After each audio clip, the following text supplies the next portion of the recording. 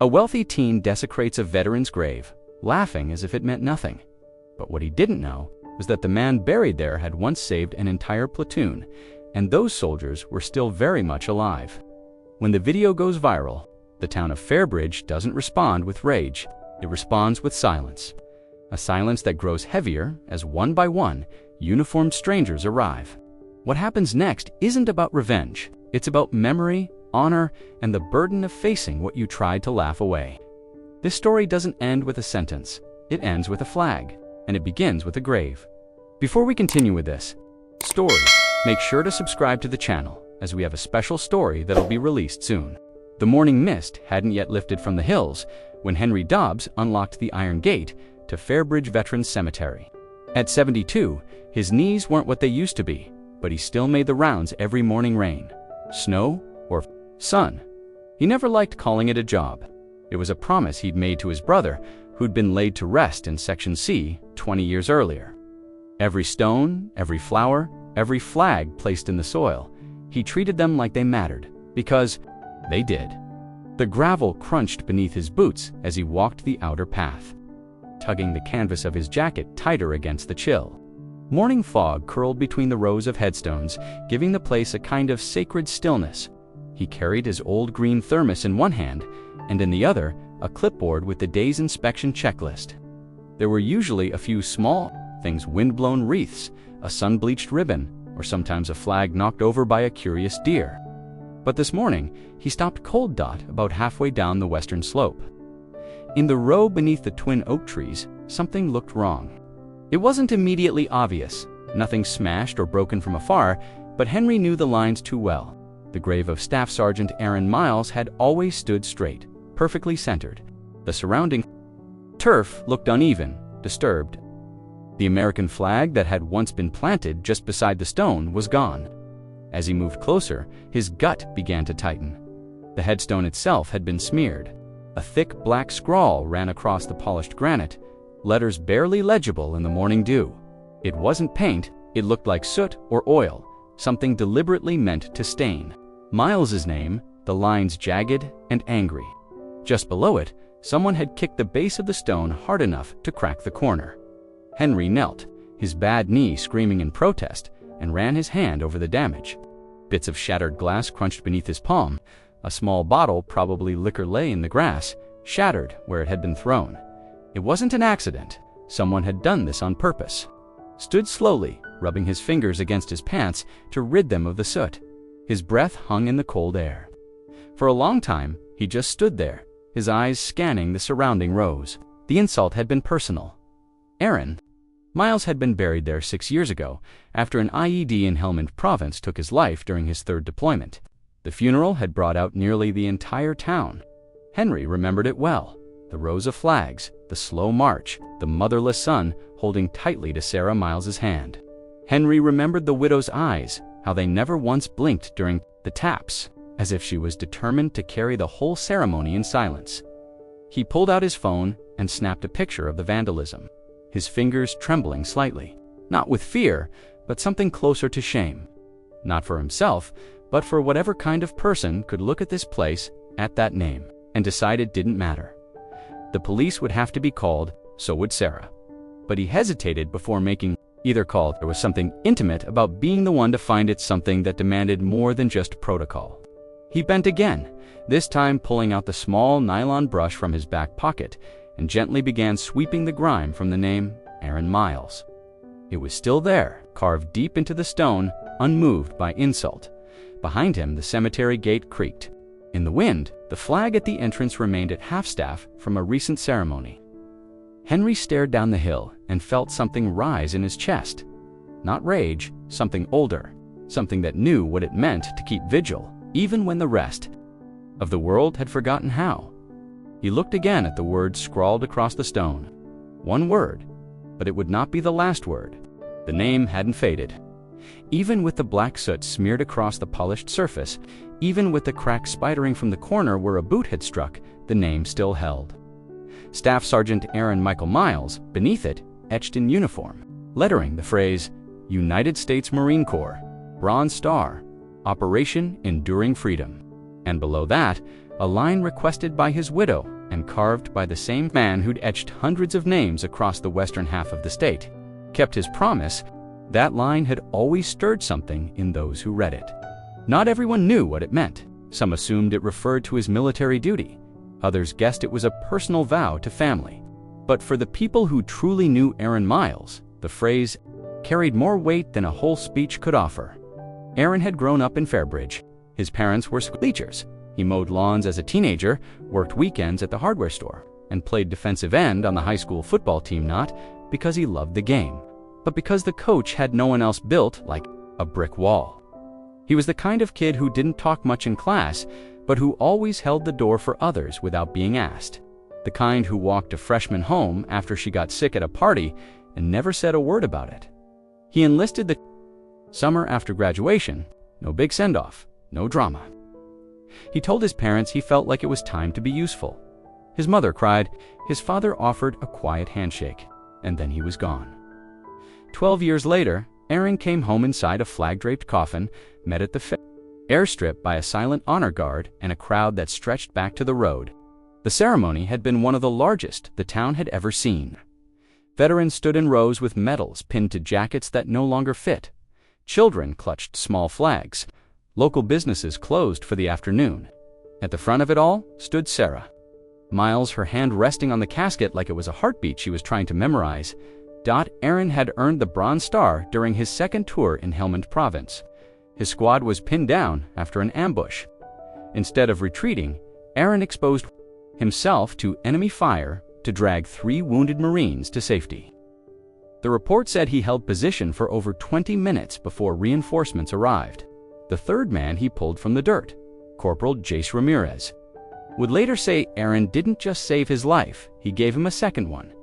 But the medal didn't define him, not in Fairbridge.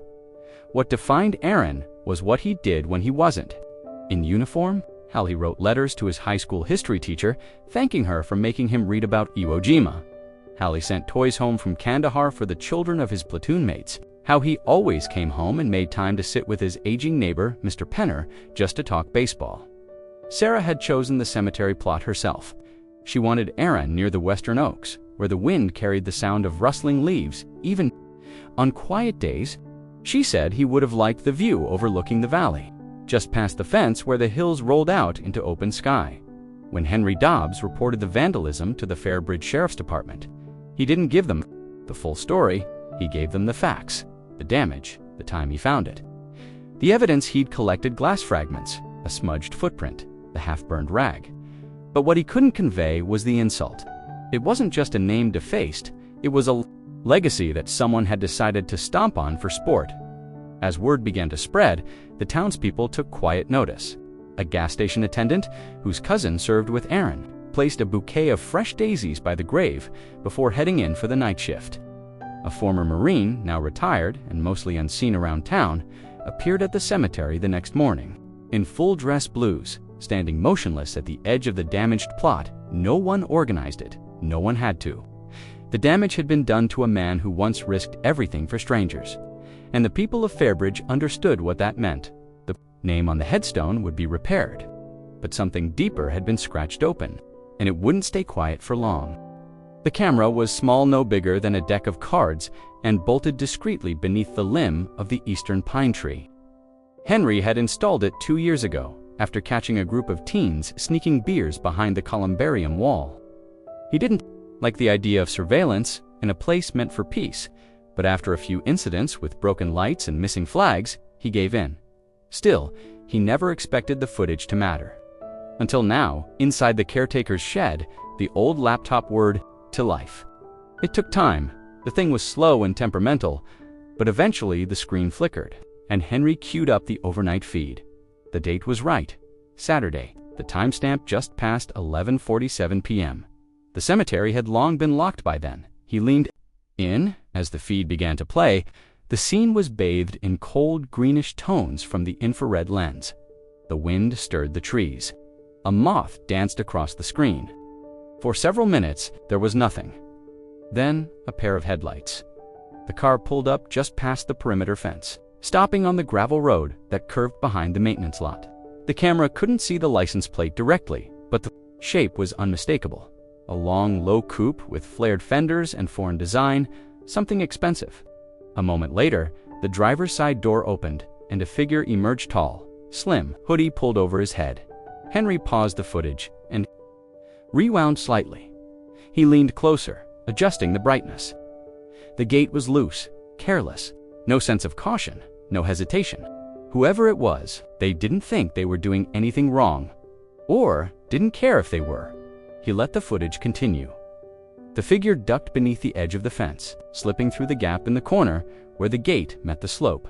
He moved with the confidence of someone who'd been there before, not running, not stumbling, just walking, like the place owed him passage. Then he reached the headstone. For a few seconds, the man stood in front of it. He took something from the pocket of his hoodie, a rag, a bottle, and crouched. Henry could see the motion of his arm moving back and forth, scrawling across the stone. Then came the kick, a sharp, forceful jab with the heel of his boot. The corner of the headstone splintered. The rag dropped. The figure stood up, wiped his hands on his jeans, and turned back toward the fence. The entire thing took less than 5 minutes. Henry watched it 3 times before calling the sheriff by noon. The footage had been turned over. The sheriff, a no-nonsense woman named Linda Dre, took one look and made the call to dispatch. Within hours, they had the car identified. The plates matched a 2023 silver Maserati Ghibli owned by one Gregory Bellamy, founder and CEO of Bellamy Dynamics, headquartered in Portland. The driver was his son, Hunter Bellamy, 17 years old, enrolled at Meadowview Academy, a known quantity in Fairbridge, least to the few who paid attention. He wasn't a local, not really. The Bellamys had bought a second home in Fairbridge. 2 years earlier, one of those sprawling postmodern houses carved into the edge of the pine forest, the kind with solar roofs, heated driveways, and staff that changed weekly. Gregory only visited once a month. Hunter stayed there during school breaks. Word was, the boy didn't want to be in Fairbridge. He made no secret of it. Locals overheard him sneering at diners, laughing at the hardware store. Once, he'd been caught speeding through town in the Maserati, music blasting middle finger, out the window. The fine was paid before the ink on the citation dried dot, but this time it was different. By late afternoon, Sheriff Dre had Hunter in her office. He didn't deny it, just shrugged, claimed he was drunk, said he thought it was just a rock. When shown the footage, he smirked. "What's the big deal? It's not like I hurt anyone. It's just a stupid stone." Linda Dre didn't speak right away. She let the silence fill the room. Then she looked him straight in the eye and said something no one had ever said to Hunter Bellamy's face before.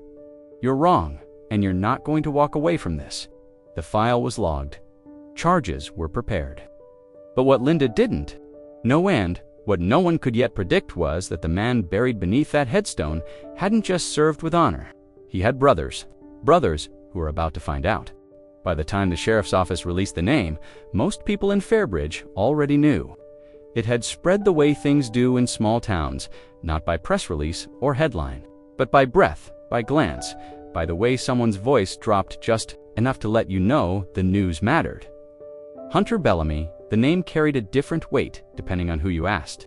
To the residents of the Pine Ridge subdivision, he was just Gregory's boy, barely seen but often discussed.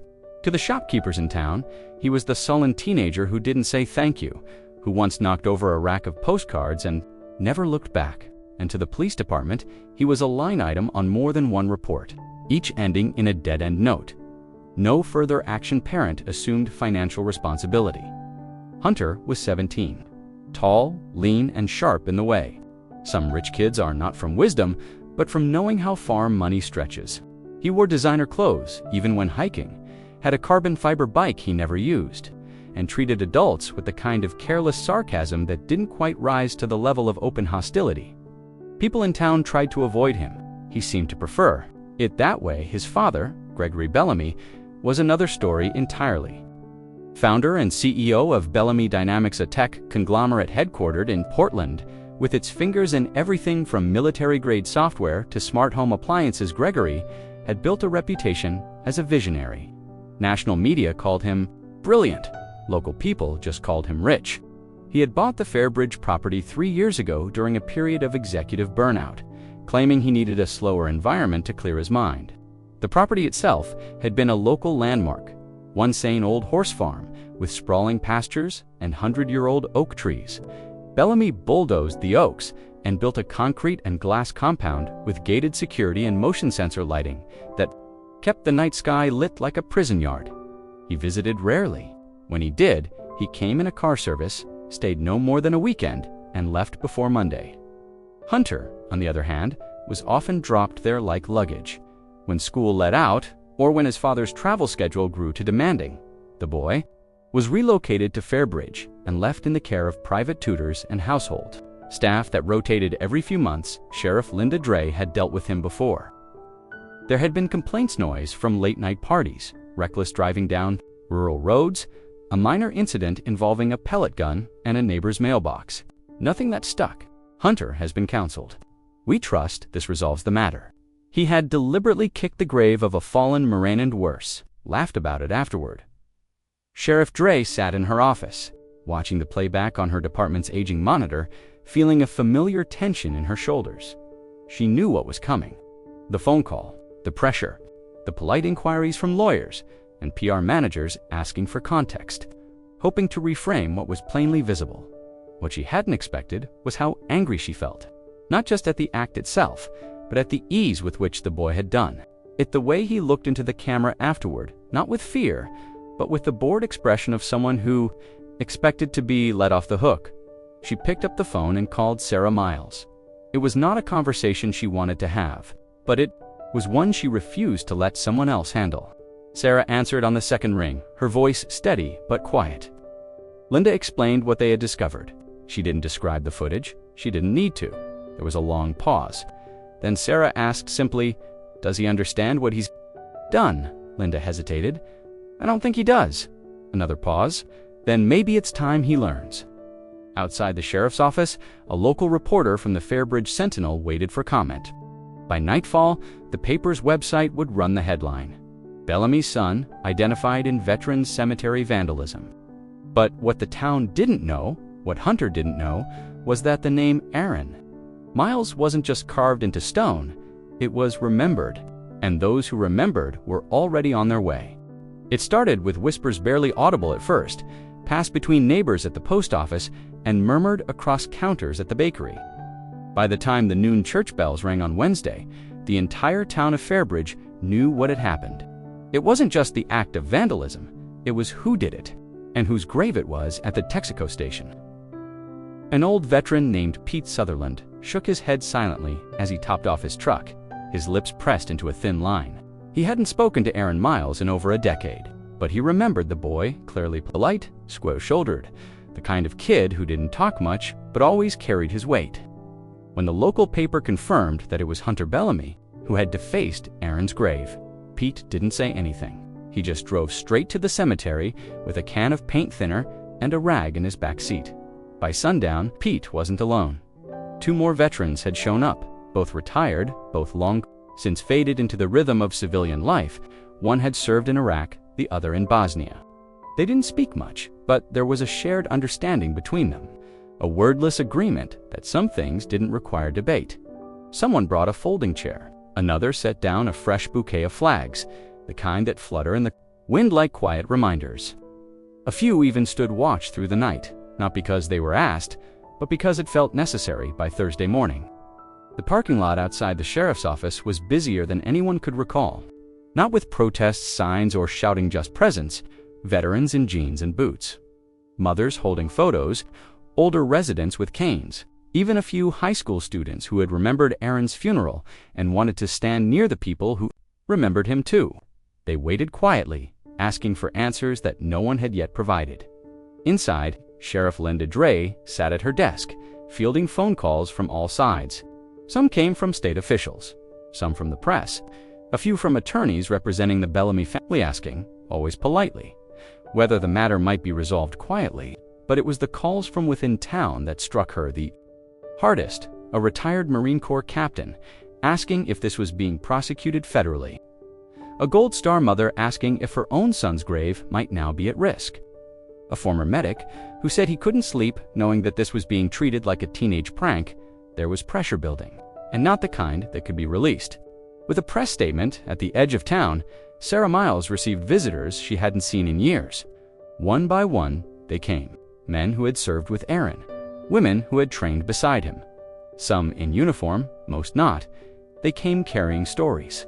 A letter Aaron had written, a photograph from a fire base in Kandahar, a belt buckle he had given to a fellow Marine the week before his last mission. Sarah served coffee without comment. She listened more than she spoke. Her silence wasn't cold, it was the silence of someone who had learned long ago that grief has no rhythm and justice has no timetable. At 5 p.m., the bell above the door at Mahoney's Hardware rang, and the owner looked up to see 6 veterans walk in, all wearing black jackets embroidered with the same name, Miles Unit 327. They asked for cleaning supplies, protective sealant, and a metal stake to reinforce the corner of a damaged headstone. Mahoney gave them what they needed and wouldn't take a dime. That evening, a local middle school teacher, Marla DeWitt, stood before her 8th grade history class and asked a question she hadn't planned. What does a name on a grave mean? To you, one girl said it meant someone had mattered. A boy said it meant someone had protected something. And one quiet student in the back said, it means someone thought they were worth remembering. Outside, the flags at the fire station and the library were lowered to half-staff, not by order, but by hand. It wasn't official. It didn't have to be fair, BRIDGE, was the kind of town where people might forget birthdays, might argue over zoning laws, or complain about potholes. But they didn't forget service. They didn't ignore insult, and they didn't look away when something sacred was violated. The question now wasn't whether the town was watching. It was what they planned to do next. Sarah Miles didn't answer the phone on the first ring. She rarely did. It sat on the kitchen windowsill, usually forgotten, unless it buzzed more than once. That morning, she had been standing over the sink, rinsing coffee grounds into the drain. The sleeve of her sweater pushed up past her elbow, the smell of morning rain drifting through the open window. When the second ring came, she wiped her hands on a towel and checked the screen. Henry Dobbs. She hadn't heard from him in months, maybe longer. Her chest tightened just slightly. Not fear, but something adjacent to an instinct she hadn't named since the day 2 Marines in dress blues stood on her porch holding folded paperwork and folded eyes. Hello, Henry. Didn't speak right away. When he did, his voice was softer than she remembered. Sarah. The wheels crunched against the damp stones, slowing as she approached the oak trees at the western slope. The clouds hung low, thick, and pale, casting everything in a flat, muted gray. She parked just past the gate and stepped out without closing the door behind her. Henry stood a few yards away from the grave, cap in hand, not speaking. He knew better. Sarah walked the rest of the way alone, her boots sinking slightly into the damp grass. She stopped at the edge of the headstone and looked down. The smear was still visible. The letters, thick and greasy, cut across Aaron's name like an open wound. The corner of the stone had been cracked clean, deliberate, and sharp. A broken bottle lay discarded nearby, the edges dulled by the dew. Sarah said nothing. She didn't gasp, didn't cry. She simply lowered herself slowly to her knees, placing both hands gently on the cold edge of the marker, as if steadying herself or him, maybe both. For a long time, she just stared. Henry shifted uncomfortably in the background, not wanting to intrude, not sure if he should say anything. But Sarah didn't seem to notice him. Her eyes never left the stone. She traced her fingers over the carved letters, brushing away what she could of the stain with the edge of her sleeve. She whispered something then. Whatever it wasn't for anyone else. This wasn't the first time she had knelt there. She came every year on Aaron's birthday, on the anniversary of his death. Sometimes on Tuesdays when the house felt too quiet and she needed to feel something real. But this was different. This wasn't remembrance. This was desecration. And still, she said nothing. After a while, she stood, carefully, slowly. She pulled her coat tighter across her chest and took a deep breath, the kind people take when trying not to break. Then she looked to Henry, not with anger, but with a kind of resigned clarity. Who did it? Henry hesitated. They're saying it was that Bellamy boy, Hunter, came in late last night. We've got footage. Sarah didn't blink. She didn't ask why. That was the part that no longer mattered. I see, she said. She turned back to the grave, brushing a strand of hair from her face as the wind picked up. She leaned down and began wiping the stone with slow, methodical movements. No rush, no panic, just care. It wasn't about fixing it. It was about refusing to leave it like that. Henry stepped forward to help, but she stopped him with a glance. "I've got it," she said softly, and he understood. This wasn't a mess for the town to clean. Not yet. This was hers. When she was done, the smear was mostly gone, though the crack remained. She touched the broken edge gently, like it was a bruise she didn't want to press. Then she stood again and whispered something even Henry couldn't pretend to hear. When she left, she didn't drive straight home. She took the long way past the town square, past the school where she and Aaron had first met, past the park, where he once pushed their son on the swings before he deployed. The places hadn't changed, but something in her head and deep inside that silence she carried, a fuse had been lit. The train arrived just after dawn, pulling into the Fairbridge station with a low metallic groan and a hiss of brakes that echoed off the platform's empty benches. No one was there to meet it. The town hadn't had many visitors by rail in years. Most came by car or didn't come at all. But Corporal Jace Ramirez preferred trains. Planes felt too fast, too far removed. Trains gave him time to think about where he was going, and more often about what he was leaving behind. He stepped off the car carrying only a small duffel bag and the stiffness of a man whose knees had seen too many deployments. His boots hit the platform like he meant to stay. He hadn't worn his uniform, but it didn't matter. The way he stood gave him away. Shoulders squared, back straight. Eyes constantly scanning the horizon without looking nervous, he had gotten the call 2 days ago from another Marine in their old unit. Not an official call, just a voicemail passed between friends like a warning passed down in a trench. "Did you hear somebody desecrated Aaron's grave?" The words were quiet, clipped, but they hit like a grenade. Jace had played the message twice, then sat for a long time staring at the ceiling fan in his apartment outside San Antonio. The next morning, he packed a bag, left his tools on the kitchen counter, and bought a train ticket north. He didn't ask questions. He didn't need to. Outside the station, the streets of Fairbridge still felt like a photograph, frozen in a time just slightly out of sync. Wooden signs hung over brick storefronts. The bakery had handwritten hours posted in the window. A barber. Poles spun slowly across the street. Jace remembered that bakery. He and Aaron had once stopped there for cinnamon rolls on a rainy morning after a funeral. Another Marine, another flag folded too soon. He walked with purpose, though he didn't know where he was going at first. His phone had died somewhere in Missouri, but his memory hadn't. The town was small. It wouldn't take long. He found the cemetery just as the sun began to rise above the pines, casting long shadows across the slope. There was no crowd, just quiet. Just mist curling low along the grass and a pair of faded lawn chairs folded near the maintenance shed. He didn't go straight to the grave. He stood at the gate for a while, his hand on the iron latch, his eyes searching the rows until he found the western slope under the oaks. He could see it from there, the corner of the stone broken, the flowers trampled. Something dark still smeared faintly across the face of the marker. Jace's breath caught for a moment, but he forced it down. Not here, not now. He moved slowly, deliberately, until he stood in front of the headstone. The crack was worse up close. The smear still faintly visible, even after someone he assumed Sarah had tried to clean it. He knelt and laid his hand on the stone, fingers splayed as if trying to reach through it. For a few seconds, the years vanished. They were back in Helmand, under the sun, boots in the dust, Aaron's voice calling out orders with that calm that always made others listen. Jace closed his eyes. "You remember when you pulled me out?" he said quietly, almost like he was talking to himself. "I was bleeding. Bad. You didn't hesitate. You just dragged me like I was nothing but weight." His voice wavered for the first time. "I never thanked you for that. I always thought I'd have time." He sat there for a while longer, long enough for the morning air to turn cold on the back of his neck. When he finally rose, he looked around the quiet slope. The place felt wrong, now like something sacred had been touched without permission. From his bag, he pulled a folded cloth and unfurled it. Inside was a small flag, the edges hand-stitched, the fabric worn from being carried through 3 tours. It had once flown over a temporary outpost in southern Afghanistan, where Aaron had earned the Bronze Star. Jace planted it gently in the soil beside the grave. He stood back, took a breath, and reached into his pocket.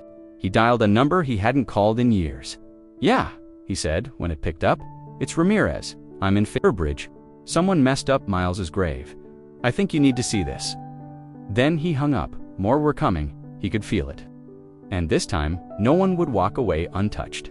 The thing people always got wrong about Aaron Miles was that they assumed he was quiet because he was serious. But it wasn't that, it was calculation. He listened more than he spoke, because when he finally said something, it always landed. And in the tight, blistered corners of a combat zone where noise and chaos reigned, Aaron's words cut through like a compass needle.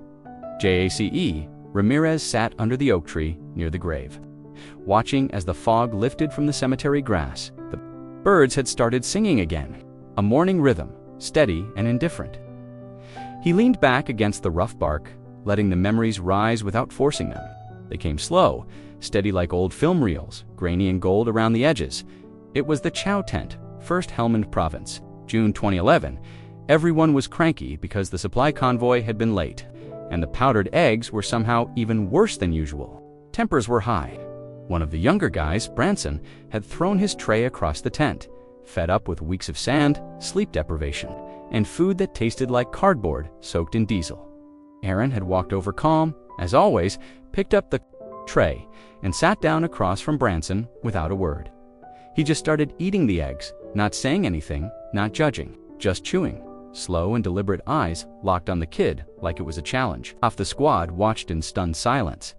When Aaron finished, he stood, clapped Branson on the shoulder and said, "Still warm, you get used to it," then walked out. The tent had erupted in laughter. Branson never complained about food again. That was Aaron. He didn't lecture, he didn't posture, he just led. Not because he wanted to, but because people followed him without needing to be asked. In another memory, they were on patrol near a village where a roadside bomb had taken out a convoy the week before. Tension in the air. Locals watching from doorways, the heat so thick it made the world shimmer. One of the new guys had frozen up mid-step right in the middle of a potential kill zone. Panic in his eyes. Couldn't move. Couldn't speak. Aaron had walked back slowly, carefully knelt down in the dirt beside him and said, "We've all been there, but we don't leave anyone behind. That includes your courage. Let's find it together."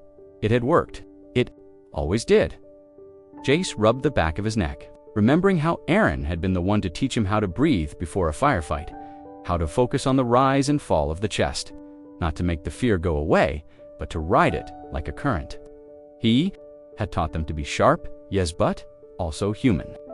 He knew their stories, knew which ones had bad knees or nightmares, or sisters back home they didn't talk about much.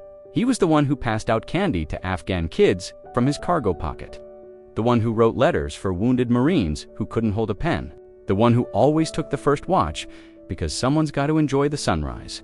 And when he died, when the blast shook the dirt and left 3 men bleeding and 1 man gone knit, wasn't just the loss of a soldier. It was like the center of gravity had shifted.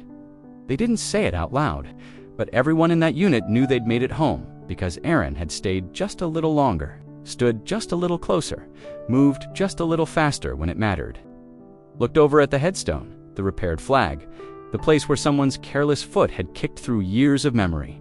He clenched his jaw, not in anger, but in something deeper, something that couldn't be explained to people who thought a grave was just stone and grass and nameplates. Aaron Miles wasn't buried there. Not all of him. Pieces lived on in every man he'd kept alive, in every act of decency he'd inspired. The headstone marked a body, but the real monument was quieter, harder to see, etched into memory, not marble. Jace picked up a stone from the base of the oak and set it on top of the marker just like Aaron had taught him. Back when they stood in cemeteries overseas and paid their respects to people they'd never meet. "More than a headstone," he murmured, and left it there. The Bellamy house was all glass and silence, perched above the town on a slope of cleared forest. It looked more like a tech exhibit than a home sharp corners. Minimalist furniture, security gates that whispered closed without a sound. On Friday night, though, it was alive. Music pulsed low from hidden speakers, and light spilled out across the manicured lawn as a dozen teenagers milled around the back patio, sipping expensive drinks they hadn't paid for and speaking in the half-mocking tone that came naturally to the bored and unsupervised. Hunter Bellamy stood at the edge of it all, wearing a designer jacket 2 sizes too small for anyone else in the room, and holding a drink that barely hid the smell of liquor. He laughed easily, like nothing in the world could ever really touch him. He was in his element here unquestioned, untouchable, admired by kids who wanted to be close to the kind of money that could erase consequences. "You actually did it?" one of the boys asked, a smirk spreading across his face. Hunter tilted his head and grinned. "I told you I would." Another voice, this one female, chimed in from behind a phone screen. "Wait, like the actual grave of that soldier guy?" Hunter shrugged, pretending to struggle to remember. "I don't know. Some vet or whatever. It's just a rock with a name on it. No one even goes there. I thought it needed ... decorating." Laughter followed, a mix of surprise and amusement. Some of it awkward, some of it real. Most of the kids didn't know who Aaron Miles was. They didn't know the town's history or the weight it carried. They knew rumors, war stuff, dead guy, old news. Hunter drank again and leaned into the attention. "I mean, seriously?" he said. "People get so emotional about this stuff, like I kicked over the Statue of Liberty or something." He chuckled. "It's a cemetery, not a church." Someone muttered, "Man, that's cold," but it didn't carry weight. No one walked away. No one told him to stop. Off to the side, a girl named Shelby Daniels sat on a stone bench beneath the glow of the patio lights, her phone angled discreetly in her lap. She wasn't part of Hunter's circle. Not really. She had been invited because she lived 2 doors down and her parents were out of town. She wasn't drinking, just watching. When Hunter had started talking, she'd opened her camera app almost by instinct. Not out of spite, just curiosity. But now, as she listened to him laugh and saw the way others leaned in, nodding, egging him on, something twisted inside her. Her uncle had served in Afghanistan. Her grandmother still put up flags. On Memorial Day, she remembered the day Staff Sergeant Aaron Miles was buried. She had been 11. Her father had taken her to the cemetery. "This," he said, "is a man who did something for people he didn't even know." She hadn't understood it then, but she remembered the silence of that day, the sound of the bugle, the way everyone stood still, and now she sat watching a 17-year-old with a bottle in his hand laugh. About defacing that same grave like it was a joke told in bad taste, she didn't say anything. She didn't need to. She just pressed the record button. The video wasn't long, 47 seconds. Enough to catch Hunter's words, his face, the background laughter. Enough to show who he really was when no adults were watching. When he thought the world owed him nothing but applause. Later that night, while everyone else drifted into drunken sleep or midnight swims, Shelby sat in her bedroom, the phone screen glowing in the dark. Her finger hovered over the upload button. She didn't tag anyone, didn't add a caption, just let it go. By morning, the video had been shared over 100 times. By lunch, it reached a veterans Facebook group with members across 3 counties. By evening, someone had forwarded it to a local news producer. And just like that, the damage Hunter thought belonged only to the shadows was dragged into the light.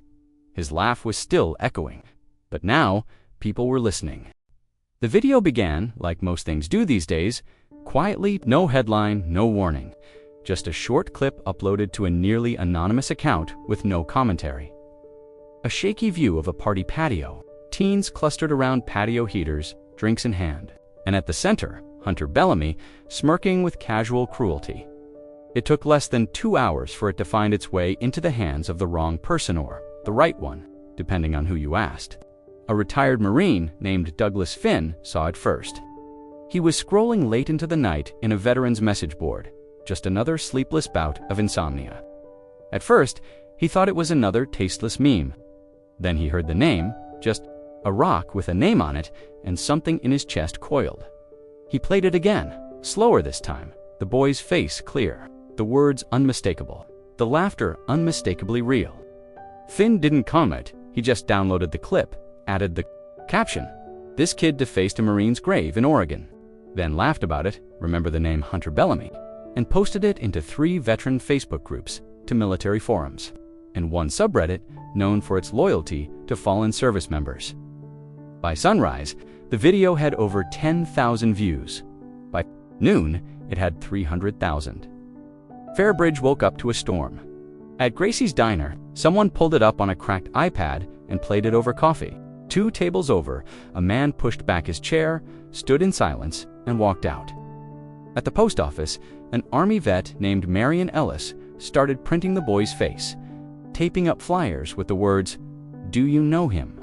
She didn't care that people called it overreacting. She called it remembering. Sheriff Dre heard about it from her deputy before her second cup of coffee. She watched the clip in her office with the door closed, her jaw tightening with every word. It wasn't just the act, it was the tone, the mockery, the deliberate ignorance dressed as swagger, and the laughter of those around him. That was the part that stuck. The way they let it happen, like it was funny, like it didn't matter. The local station ran it by lunchtime, KRBX5. Then the Portland affiliate picked it up. The news anchor hesitated only slightly before reading the headline. Tech CEO's son under fire after mocking desecration of decorated Marine's grave. Gregory Bellamy's office declined to comment. National outlets followed, not because it was rare for a rich teenager to act like nothing mattered, but because this time it was caught. It was specific, it was clear, and it touched a nerve that spanned age and politics, class and region. This wasn't about a boy anymore. It was about what people believed should be sacred. The hashtags began trending by evening. Hashtag Remember Miles. Hashtag Not Just a Stone. Hashtag Bellamy Boy. Veterans from across the country began posting their own stories, photos of graves they had visited, names they had traced with weathered hands, medals held over flag-draped coffins. One post from a woman in Kansas simply read, "My brother died in Kandahar in 2009. His grave is the only place I still hear his voice." If someone laughed at that, I don't care how old they are, they should answer for it. Back in Fairbridge, the town didn't need the internet to tell them what was happening.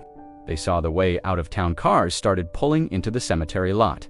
They noticed the veterans gathering in small groups near the western slope, hats pulled low, jackets bearing patches from every war of the last 50 years. Some came with canes, some in wheelchairs. One man came alone with a bugle case he didn't open. Sarah Miles watched the coverage on an old television in her living room. She didn't speak. She didn't even flinch when Hunter's voice echoed through the speakers, his words cutting like broken glass. It was her neighbor, Mrs. Kellerman, who said it aloud when she stopped by to bring soup. He really thought. "It didn't matter," she said, voice trembling. "He thought nobody would care."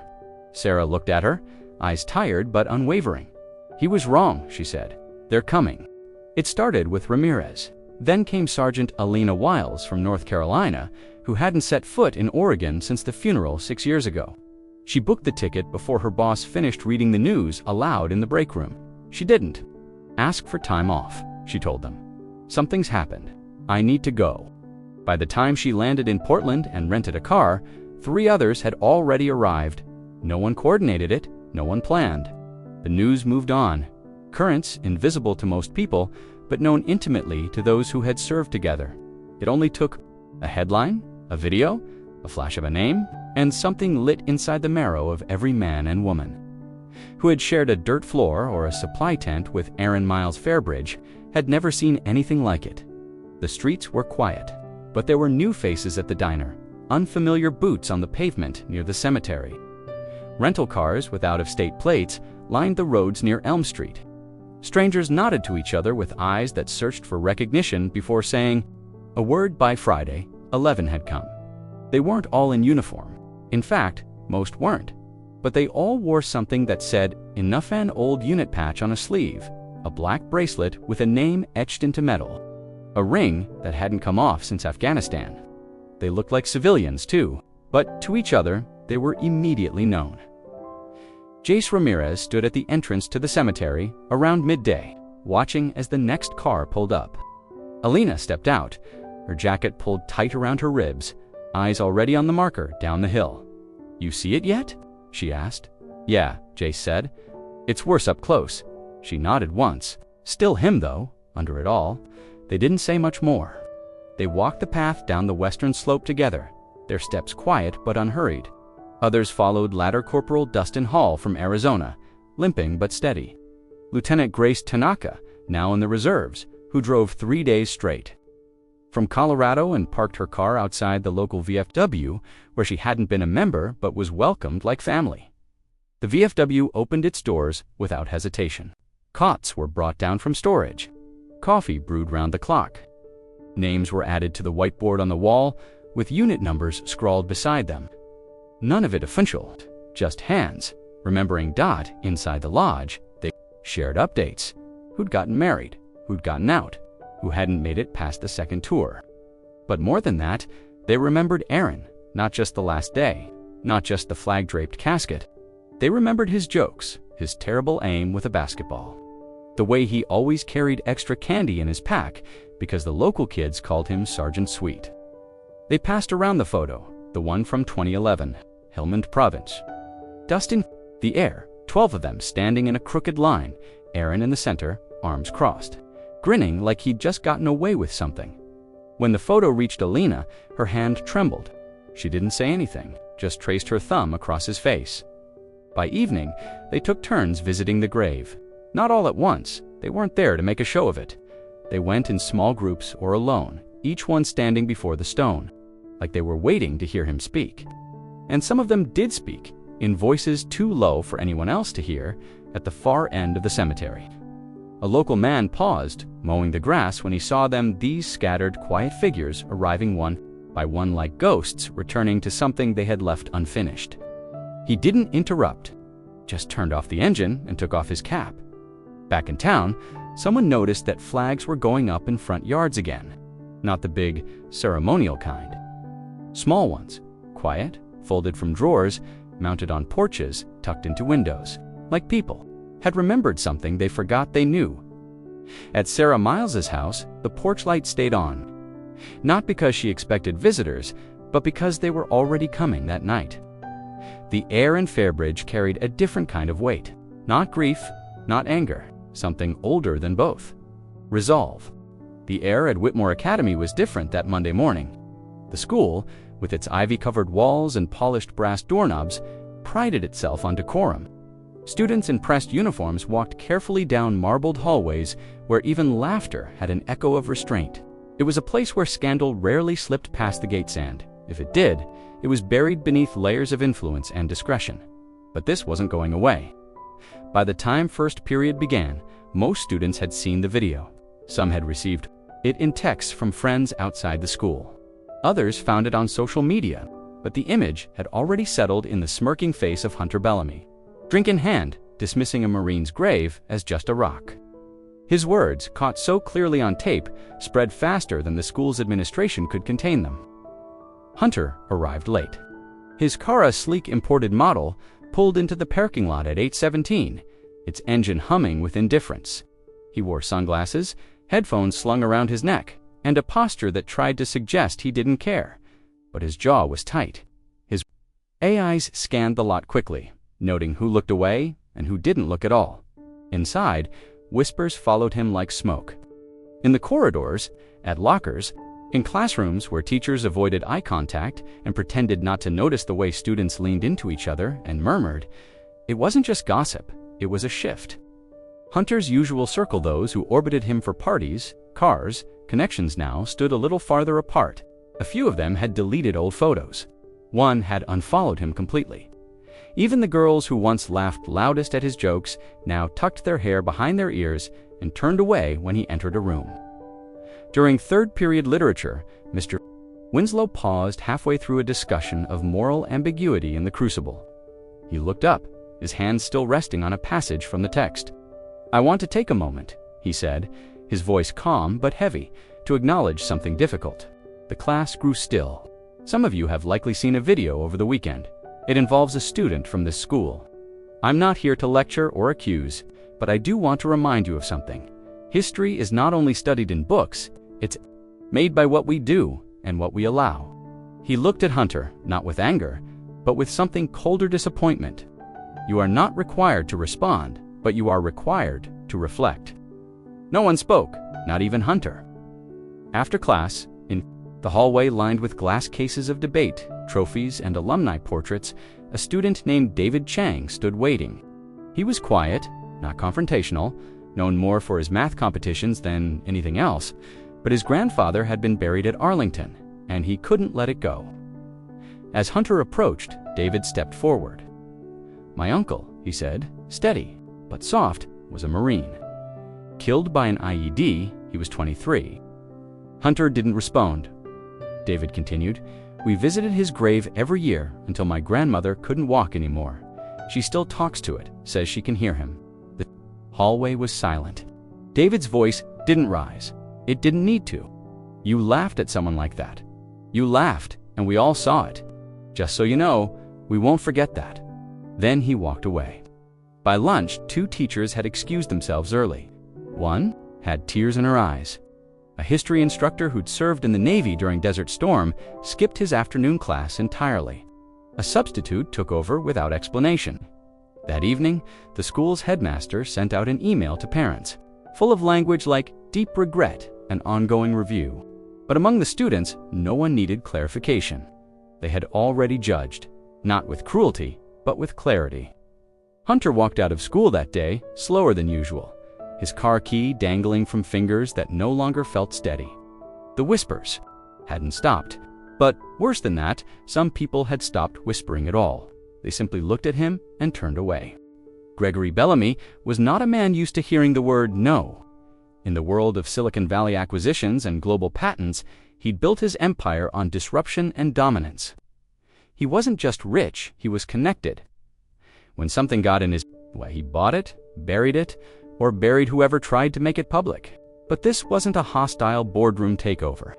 This was Fairbridge, Oregon, a town he'd never stepped foot in, now roaring against him like a wave that wouldn't break. He read the news with clenched teeth. Every time the video played on television, his company's name was dragged alongside it. Not because the boy wore a logo or made an official statement, but because Hunter Bellamy, son of tech mogul Gregory Bellamy, was a headline that wrote itself. The first thing he did was call the lawyers. Within 12 hours, legal letters were drafted and sent. Cease and desist notices went to media outlets who hosted the original clip. Threats of defamation suits followed. Gregory's legal team insisted the footage was manipulated, that it lacked context, that it was a targeted campaign to harm a private minor. But none of it stuck. The outlets refused to retract. Their response was curt, almost indifferent. The footage is unaltered and publicly available. The subject is identifiable. The story is newsworthy. We stand by our reporting. Gregory pivoted. He booked a PR firm, one of the most expensive on the West Coast, and began preparing a redemption strategy. A statement from Hunter was drafted. An apology was prepared. A video shoot was scheduled with soft lighting, a bookshelf, background, and phrases like deeply regret, learning opportunity, and respect for veterans. But Hunter didn't show up to the shoot. He said he didn't care. Gregory stormed into his son's room later that evening, finding him sprawled across his bed, scrolling through his phone with half-lidded eyes. "You're going to do this?" he snapped. "Do you understand me? We're not negotiating. You'll sit in front of that camera, read the damn script, and fix this." Hunter didn't look up. They've already made up their minds. Why bother? Gregory slammed his hand against the desk. "Because your actions have cost me millions. Sponsors are pulling out of next quarter's conference. My name is being smeared because of your arrogance." Hunter finally met his father's eyes. "I said a few words at a party. It's not like I killed anyone." Gregory's mouth tightened into a line. "You disgraced a man's grave, a Marine, and you acted like it didn't matter. It does, whether you care or not. And now, you'll fix it." But even as he said it, Gregory knew the window had closed. The town didn't care about his lawyers. Veterans groups weren't impressed by polished statements. The usual rules of damage controlled, deny, delay, deflect meant nothing when people had already made up their minds. In a last-ditch effort, Gregory scheduled a meeting with the town's mayor. He flew in by private jet, arrived in a black SUV, and wore the same tailored suit he would have worn to a shareholder summit. But when he sat down in the small City Hall office across from Mayor Ruth Langley, he realized very quickly this wasn't going to go the way he was used to. She listened, politely, let him finish, nodded at the right moments, then placed both hands flat on the desk. "I'm not sure what you want from me, Mr. Bellamy," she said, her voice calm. "This town saw a boy mock the resting place of a man who died for people he never met. You can't scrub that with a team of attorneys." Gregory leaned in. "I'm saying we can work something out. A donation, a scholarship, good faith. Ruth looked at him, unmoved. "You can donate, but not as leverage. Not to shut people up." "This is harassment," Gregory said. "My son's being stalked, threatened." "Your son lit a match and tossed it into a cemetery," she interrupted. "Now he's upset. The fire burned more than he thought it would. That's not harassment. That's accountability." Gregory stared at her, unfamiliar with the sensation of not being heard or worse. Not being obeyed, he left the meeting tight-lipped and silent. Outside, a group of townspeople watched his SUV pull away. One of them, an elderly man with a cane and a Vietnam service cap, shook his head slowly. "Money can't fix this one," he muttered. "Not this time." The town hall in Fairbridge wasn't large. Rows of metal chairs with padding worn thin from years of school concerts and zoning disputes lined the floor.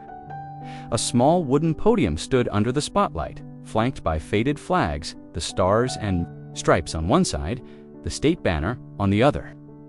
That Tuesday evening, every seat was filled. Outside, more gathered in folding chairs, some leaned against parked cars with arms crossed. Reporters from 2 regional networks had set up tripods.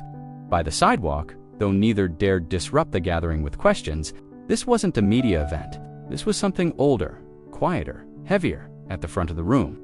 Mayor Ruth Langley opened the meeting with brief words about public concern, ongoing developments, and respect for civil discourse. But the room wasn't there for process. They were waiting for one name on the list, Sergeant Benjamin Lowe. Most people in Fairbridge had never met him.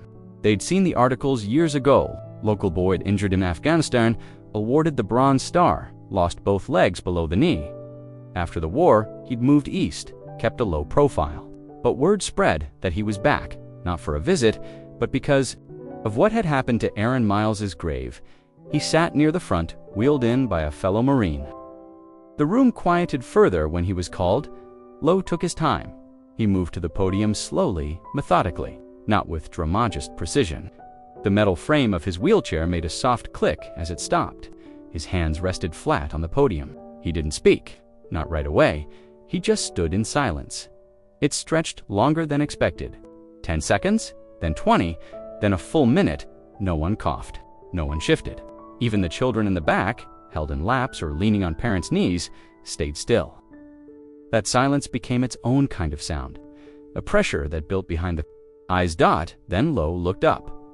When Aaron died, he began, voice low. He didn't die in a blaze of glory. He didn't charge into a hail of bullets. He died trying to make sure I got back to the vehicle. His eyes scanned the room. Me on his back across 200 meters of sand and heat. He dropped me behind the Humvee. Then he went back because there was another man down. He didn't have to. He could have stayed behind the cover. But that wasn't him. He paused. No one moved. He stepped on the second IED 10 feet from where I lay.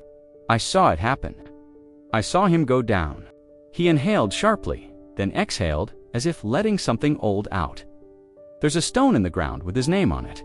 That's not him, no, but it's where I go when I need to remember how to live with what's left of me. Lowe's hand curled, slightly on the edge of the podium. When someone desecrates that, laughs about it, films it, mocks the silence we earned, his voice cracked, but he didn't stop. They're not just spitting on a grave.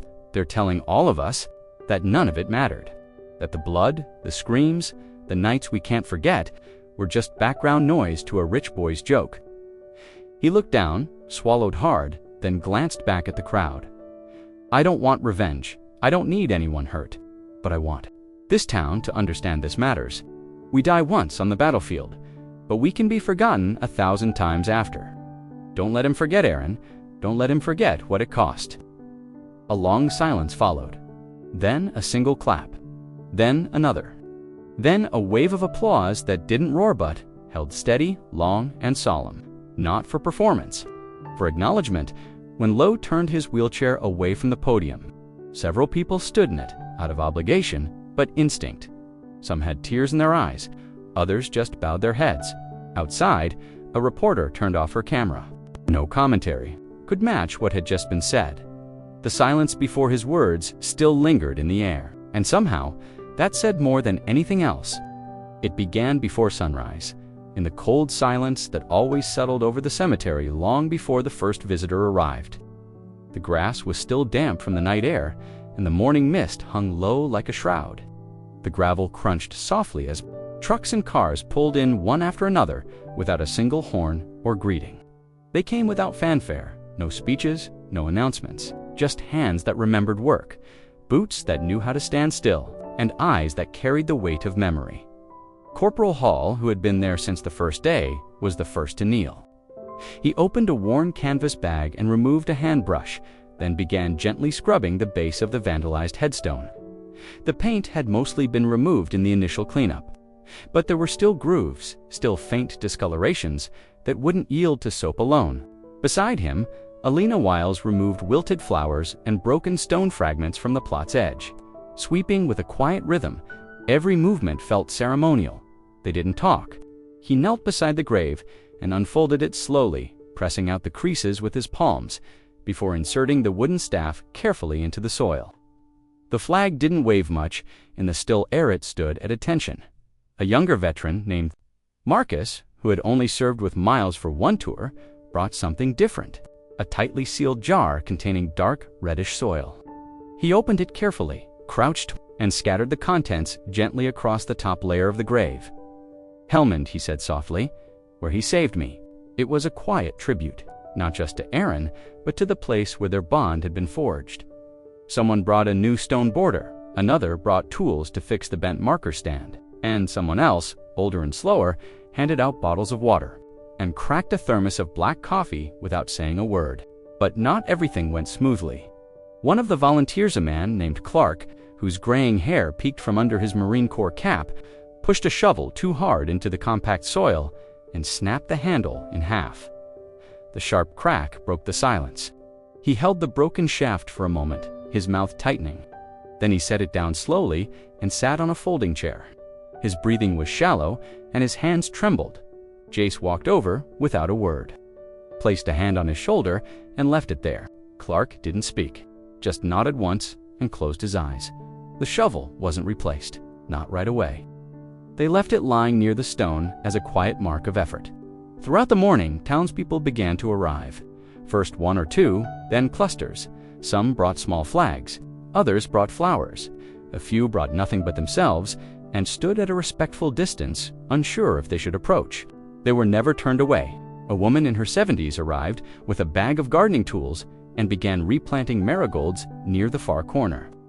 A group of high schoolers came with rakes and gloves, working along the fence line where weeds had grown thick. None of them spoke loudly. It was like they understood the tone had already been set. Sarah Miles appeared around noon. She wore a simple black coat, her hands tucked deep in her pockets. No one approached her. She walked alone to the grave and stood before it for a long time. Then she knelt, brushed some soil smooth with her fingers, and said something no one else could hear. Afterward, she arose, gave a small nod to the veterans nearby, and walked back to her car. Later that afternoon, as the sky began to dim and clouds rolled over the horizon, someone lit a single candle near the base of the stone. It flickered once, then held steady. The grave didn't look perfect, not new, not untouched, but it looked loved, remembered, and that made all the difference. For years, Sarah Miles kept the story to herself, not because she was hiding anything, and not because the military asked her to, but because some memories are like frost on glass, too delicate to touch, too sacred to speak aloud without losing something in the telling. Even after the funeral, when people came with casseroles and folded flags, she only ever said, "He did what he always did, he helped." That was enough for most. But after what had happened to Aaron's grave, and after so many strangers had come from so far just to stand beside a patch of soil and remember, she knew it was time. She didn't choose a microphone or a public statement. Instead, she brought a manila envelope to the local library. Inside were 7 pages to print, double-spaced, with coffee stains on one corner and creases from being read and reread. She handed it to the librarian without explanation and asked only that it be made available. The story spread quickly. People came to read it in quiet pairs. Students, shopkeepers, a woman who had once sold Aaron his wedding ring. Some read it aloud to others who couldn't make it through on their own. No drama, no headlines, just the slow word-of-mouth movement of truth. The account had been written by Aaron himself, debrief filed shortly after the mission in 2011, amended months later with input from his commanding officer. Sarah had been given a copy when he received the Bronze Star, but she hadn't shown it to anyone else. Until now, it described an operation gone wrong in Helmand Province. Afghanistan, Aaron's unit had been tasked with securing a village suspected of harboring insurgents. What was supposed to be a brief engagement turned into a prolonged firefight when an IED disabled their convoy. A call for air support went unanswered. Aaron Miles had been assigned to rear overwatch, but moved forward when he heard screams over the gunfire. He crossed open ground 3 times, once to retrieve a wounded private, once to carry extra ammunition to a trapped fire team, and once more to drag a corpsman back behind the blast wall after a mortar strike. The 3rd trip nearly killed him. A sniper's bullet grazed his helmet, a second hit his thigh. He redirected the remaining team members to flank the insurgents and managed to lead a defensive push that cleared a path back to the convoy. He was the last to board the rescue vehicle. He never wrote about his own injuries in detail. He simply said, "Didn't notice until later. Adrenaline, I guess." His citation, included in the envelope, spoke of exceptional courage under fire, tactical initiative in chaos, and valor that prevented loss of life among fellow servicemen. It didn't mention how many men owed their lives to him, but the names were known. Some were now in Fairbridge, working the soil near his grave. When asked why she waited so long to share it, Sarah gave a soft answer. He didn't want people making a fuss, she said. He used to say, "If I did my job right, nobody remembers my name, just that someone showed up when it mattered." But now, people did remember at the high school. Teachers incorporated the story into a lesson about service and sacrifice. One student asked why they'd never heard it before. "Because heroes don't always speak loudly." The teacher replied, at the town hall, a framed copy of the citation was placed near the entrance, next to a photo of Aaron in uniform smiling. Sleeves rolled desert behind him, and at the cemetery, people came with a different look in their eyes. Not just grief or guilt or anger, but recognition. A sense that the name carved into stone was not just someone who served. It was someone who saved Dot, someone who gave everything and asked for nothing until now. It started with one man, just after dawn, while the city's early risers were still sipping coffee in kitchen windows lined with glass and stone. A single figure stood outside the wrought iron gates of the Bellamy estate. He didn't bring a sin, he didn't chant, he didn't speak. He simply stood at attention feet, shoulder-width apart, hands behind his back, wearing a simple jacket and a pair of faded combat boots. The Bellamy residence nestled at the top of a manicured hill. In the wealthiest district of Portland, Oregon was shielded by a security system more sophisticated than most federal buildings. A long driveway curled up to a house with 27 rooms, a swimming pavilion, and a reflecting pool shaped like the letter B. No one had ever approached the gates on foot before. It simply wasn't done. An hour later, a second figure arrived. Then a third. They didn't speak to each other. Some wore military caps. Others wore nothing to indicate service at all. But they all stood the same way. By noon, there were 7. At first, the Bellamy household ignored it. The guards made their routine calls, logging the incident as peaceful. Presence. Gregory Bellamy was in meetings, and Hunter hadn't left his room all morning. The front gate's camera feed was quietly archived, in case it was needed later. But by the early afternoon, more began to arrive. One man came in a wheelchair, flanked by 2 others who helped him out of the van and onto a firm mat they laid. On the sidewalk, a woman in uniform, still active duty, arrived during her leave. A few walked with limps. A couple wore medals pinned discreetly to their jackets. Some were younger than expected, some far older. They didn't bring cameras. They didn't alert the press. They didn't so much as knock Dot, they just stood. By the time the sun dipped low, the line had grown to 23. Veterans from different branches, different decades, different wars. They had traveled from Arizona, North Carolina, Minnesota states, with no reason to be connected to the Bellamy name, except for one, Staff Sergeant Aaron Miles. Some had served with him. Others had only heard the story, but that was enough. Inside the Bellamy estate, tension rippled. The staff moved more quietly, blinds were drawn. Gregory stood at a tall window with a tumbler of scotch, watching them from behind tinted glass. He didn't recognize any of the faces, but he didn't have to. He understood symbolism. He knew when silence was strategy. He asked. The reply was calm. Nothing, sir. They haven't moved, haven't spoken. They're just ... standing. Are they trying to intimidate us? I don't think it's about you. Hunter finally looked out around sunset. He moved to the window at the end of the hall one, with a wide view of the front drive. At first, he didn't see them. They blended in with the hedges, the light, the way they stood still like statues. But as his eyes adjusted, he counted them. He stopped at 19, then lost track. He didn't speak, just stepped back from the window, slowly, and sat on the floor of his room with his back against the bed frame. No one came to his door. Outside, the line held until the first street lamp flickered on. Then one by one, the veterans began to move. Not away but toward the gate. They placed something at the foot of the gate before leaving. Unit patches, folded flags, a few old challenge coins laid flat on the sidewalk. One man left a photograph up. Creased snapshot of a young Aaron Miles laughing in desert fatigues. No one spoke. Still then, just as silently, they left. Not together, not in convoy. They came the way they had stood alone. By midnight, the only evidence they'd been there was what they left behind, and the quiet, the kind that lingers longer than any word ever could. The house on Willow Lane hadn't changed much since Aaron's funeral.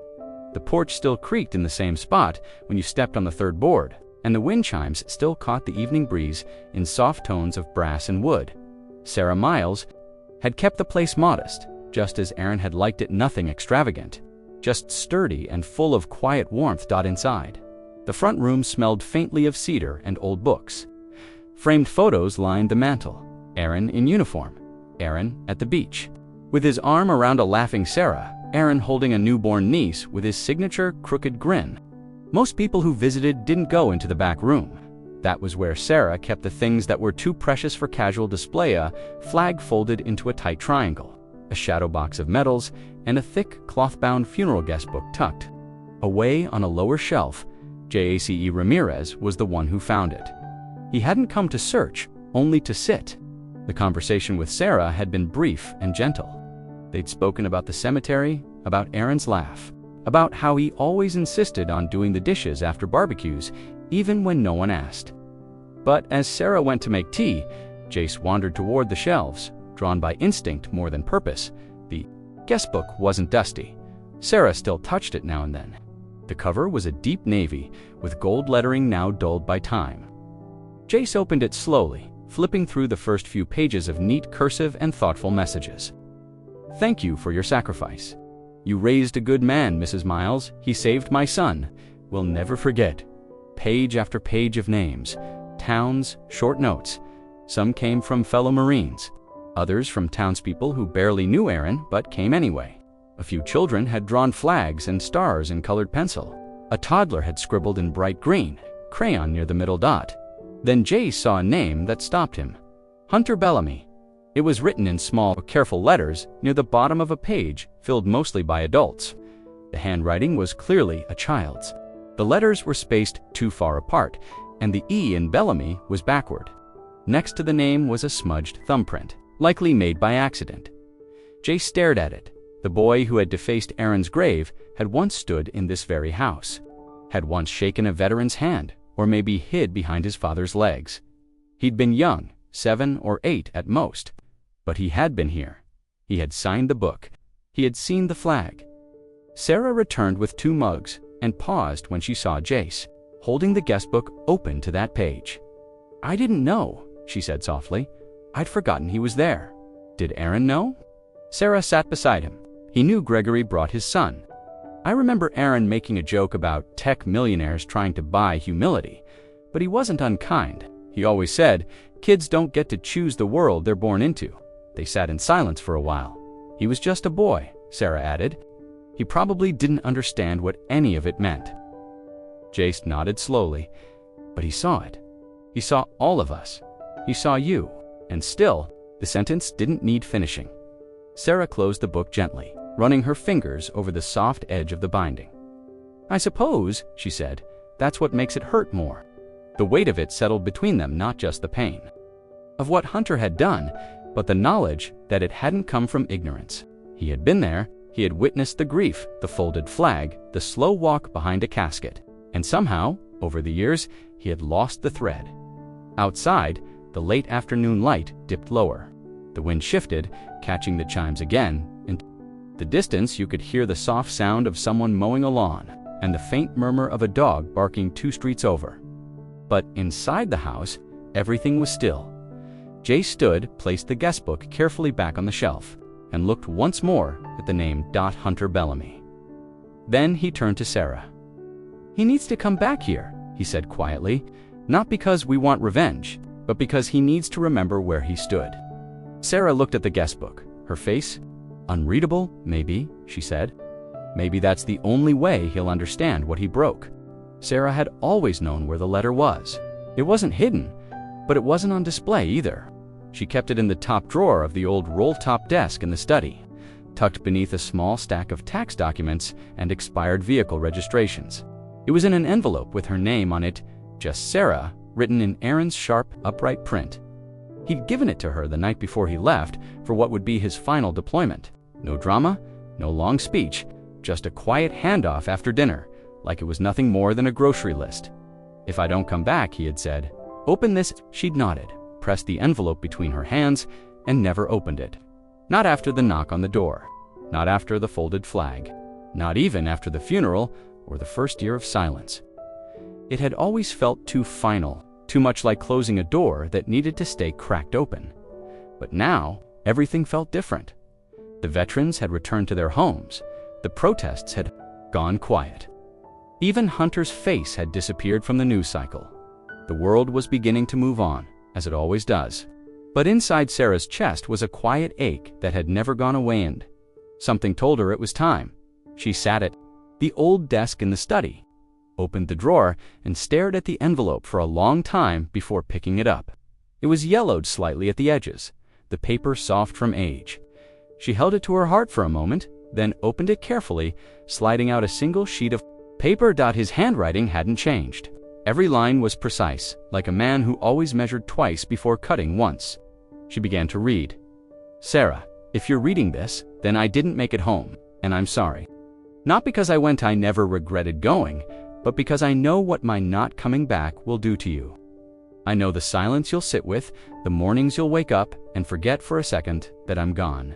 And then remember, I don't want you to carry the weight of my absence like it's a punishment. I want you to carry it like it's a song, the kind you hum when the house is quiet, the kind that stays with you even when the radio's off. You always told me I didn't talk. Enough about what we saw over there. You were right. It wasn't because I didn't trust why, just didn't want to stain your world with mine. But I need you to know that whatever I did it with the thought of coming back to you. Every time I ran into something dangerous, I had your voice in my head. And that's what kept me brave. If people ask what kind of man I was, tell them. I was the kind who loved his wife more than he feared anything else. And if anyone ever forgets why we served, or what it meant, you don't need to remind them with speeches or flags. Just live. Live kindly, live bravely. Be the kind of woman who makes people want to be better, like you've always been. There's one more thing. If a day ever comes when someone disrespects what we stood for, not just me, but the people I served with, I hope someone stands up. Maybe it'll be you. Maybe it'll be some young Marine I yelled at once for not cleaning his boots. Maybe it'll be nobody. That's the risk. But if that day comes, know this. I trusted this world to you. I trusted it would remember. And even if it doesn't, I'll still be proud. All my love. Aaron. The paper trembled slightly in Sarah's hands. Though her face didn't change, her eyes were dry. She wasn't crying. She'd cried enough in the early years, in the months when no letter could have made it better. This wasn't a letter for grief. It was a letter for now, for this exact moment, when the world had tried to forget, and she had helped it remember. She folded the letter carefully and returned it to the envelope. Then she rose, walked to the shelf above the fireplace, and placed it there between the wedding photo and the folded flag. For the first time in years, she said his name out loud, alone in the house. "Aaron," she whispered. I stood up, and, in the quiet that followed, nothing answered. But somehow, it was enough. The knock on the Bellamy estate's front door came just after 9 in the morning. It wasn't loud, but it didn't need to be. 2 police cruisers had pulled into the long, stone-paved driveway, their engines still running as uniformed officers stepped out. No sirens, no lights, just the unmistakable presence of law that couldn't be ignored this time. Inside the house, the staff moved with tense, deliberate motions. One of the guards answered the door and exchanged brief words with the officers before turning to fetch Gregory Bellamy. It was the first time in weeks that the man looked genuinely surprised. Gregory appeared in a dark, tailored suit, speaking into his phone, his voice low but urgent. His expression hardened when the officer spoke the words plainly. "We're here." For Hunter Bellamy, it didn't matter that Gregory Bellamy had connections, city council members who owed him favors, a governor whose campaign he'd quietly funded. The video had done what a decade of whispered stories and private settlements never could. It had pulled Hunter's actions into daylight. The mockery, the laughter, the willful destruction of a soldier's grave, and then the image of veterans, standing silently outside the gates of the Bellamy mansion, now shared across the country, had done the rest. The public wanted action, and this time the pressure was too loud to ignore. Hunter came downstairs slowly, hands in his sweatshirt pockets, his hair uncombed. He looked smaller than the boy in the video, pale, unsteady, as if some part of him already knew. This moment had been coming and had quietly given up, resisting it. One of the officers read the charges aloud: criminal mischief, vandalism of a cemetery, trespassing, and malicious desecration. It was a long list, but not unexpected. What stood out more than the charges was the silence with which Hunter accepted them. He said nothing. He didn't ask for clarification, didn't object. He simply extended his wrists when prompted and allowed the cuffs to click around them. The sound echoed faintly in the marble hallway. No one cried, no one screamed. It wasn't a dramatic arrest, it was clinical. Gregory followed them outside, phone still pressed to his ear. The front door remained open behind him, and somewhere, deeper in the house, a clock could be heard chiming the hour. "Don't say anything," Gregory instructed as they guided Hunter into the cruiser. "I'll have you out before lunch." The car pulled away slowly, leaving tire tracks like quiet scars across the polished drive. Outside the police station, a handful of townspeople stood with folded arms, watching as the car rolled in. No signs, no shouting, just faces that remembered. Inside the booking room, Hunter was processed. Fingerprints, photograph, inventory of personal items. His name was entered into the record, and a temporary file was opened. He still hadn't said a word. The officer who took his statement asked twice if he had anything to add. Hunter shook his head. An hour later, bail was posted, $25,000 paid instantly. No delay, no financial strain. Just a signature from Gregory. Bellamy's legal team and a short release form, Hunter emerged from the station the same way he'd gone in, quiet, hands in pockets, eyes lowered. But the world outside had changed. A local reporter stood across the street, camera crew in tow. She didn't approach, just filmed from a distance as the Bellamy driver pulled up in a sleek black SUV and opened the door. Hunter paused before getting in, looking once at the station behind him, then at the street ahead. For a brief second, he seemed to hesitate, if some thought barely formed. Tried to find a voice, but it passed. He climbed into the car, and the door shut behind him as the vehicle rolled away. One of the older veterans who had been standing by the sidewalk watched silently, arms crossed. "He'll walk," someone murmured nearby. The veteran didn't look away. Maybe, but now everyone's seen what he did. That was the thing about stories. Once they're told, they can't be untold. No matter how much money, no matter how powerful the last name, the arrest was brief. The consequences, maybe not as sharp as some wanted, but the stain was public now, and that was a start. Judge Meredith Langley had spent 26 years on the bench. She was known for her meticulous approach to the law, her disarming calm, and the steady cadence of a woman who weighed every word before speaking it. Her courtroom was not theatrical. She didn't tolerate grandstanding, and she didn't raise her voice. But when she ruled, people listened. So when the Bellamy case landed on her docket, the entire county of Riverview held its breath. Langley sat behind her desk in her chambers the morning she received the file. Her reading glasses perched low on her nose. The arrest summary had already circulated in the news.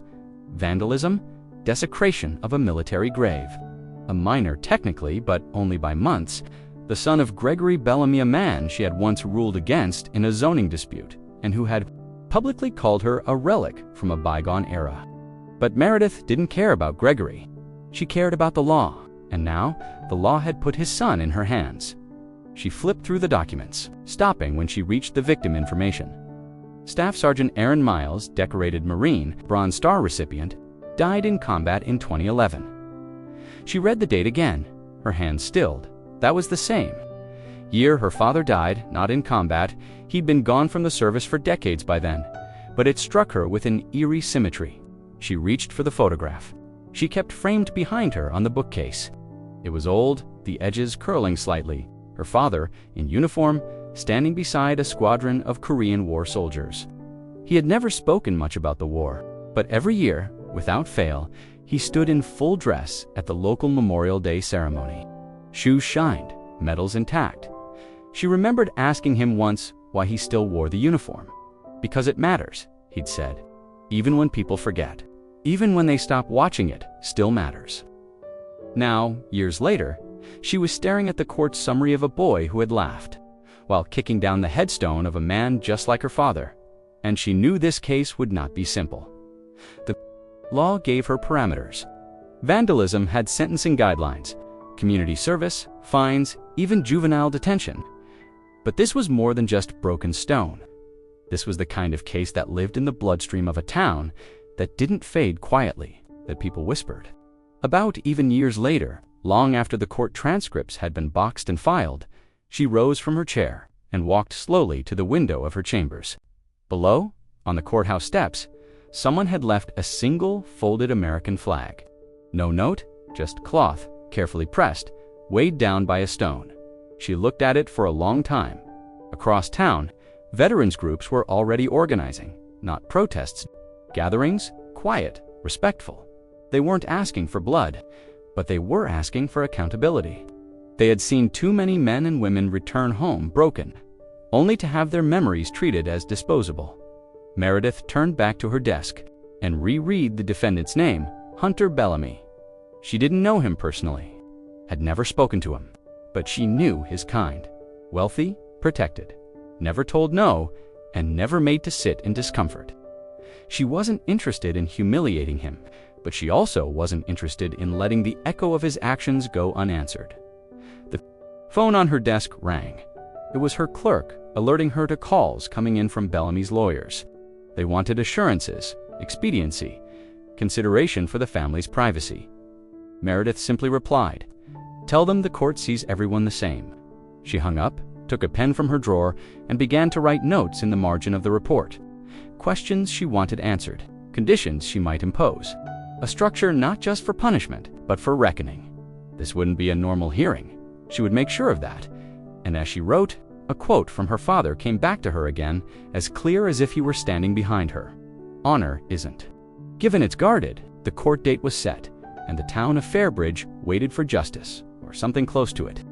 The courtroom filled early that morning. No one needed to be told to arrive on time.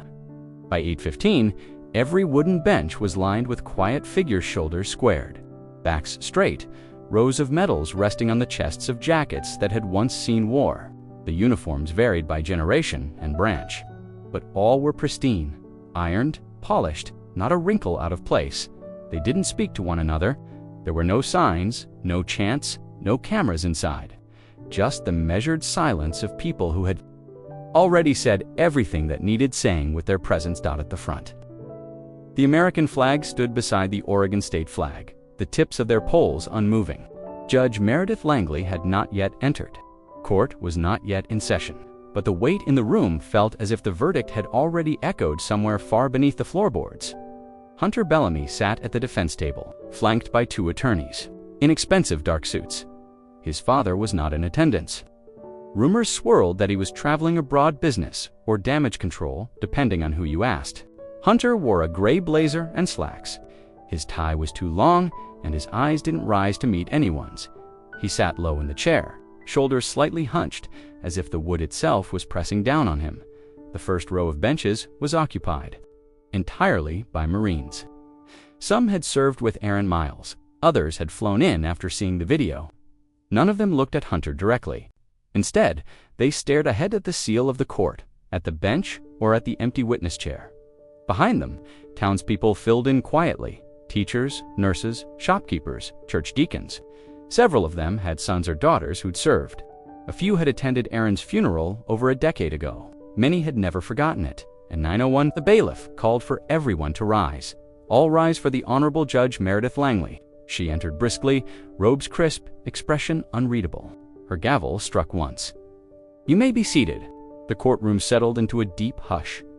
Langley's eyes swept the room, briefly before turning to the paperwork before her. "This hearing is convened in the matter of the state of Oregon versus Hunter Bellamy," she said, "on charges of criminal mischief, vandalism of a protected site, and desecration of a grave." She paused. Her gaze shifted to Hunter. "You are here because your actions struck at the core of what many in this room have lived, sacrificed, and bled for." One of the attorneys stood, already prepared to pivot toward rehabilitation and leniency. He began with the expected script. "Your Honor, my client is a minor, barely 18, with no prior criminal." Judge Langley raised a hand. "Counselor, we will proceed in order." She turned to the prosecution, a local assistant district attorney who looked outmatched in terms of suit quality, but spoke with clarity. "Your Honor, the state recognizes the defendant's age, but also the extraordinary nature of this crime. The act was deliberate. It was filmed, mocked, and only addressed after public outrage. This was not youthful ignorance, it was contempt." Langley nodded and made notes. Then she turned again to the room. "I see members of the public present," she said quietly. "I also see many of you wearing the uniforms of service." No one spoke, but heads dipped. "I ask that if anyone has prepared a statement for the victim impact portion, please step forward." There was no rustling of paper, no shuffling, just a tall Marine sergeant, low-rising slowly with the aid of a crutch. He approached the front and stood not in the witness box, but just beside it. "I won't read anything, Your Honor," he said, voice low. "I just want him to know one thing." He looked directly at Hunter. "I buried friends on 3 continents. Some didn't even get markers, but Aaron Miles did because he earned it. You tried to erase that, but all you did was bring us back together." He stepped away. No applause, no nods, just silence again. Langley looked toward Hunter, who still had not raised his head.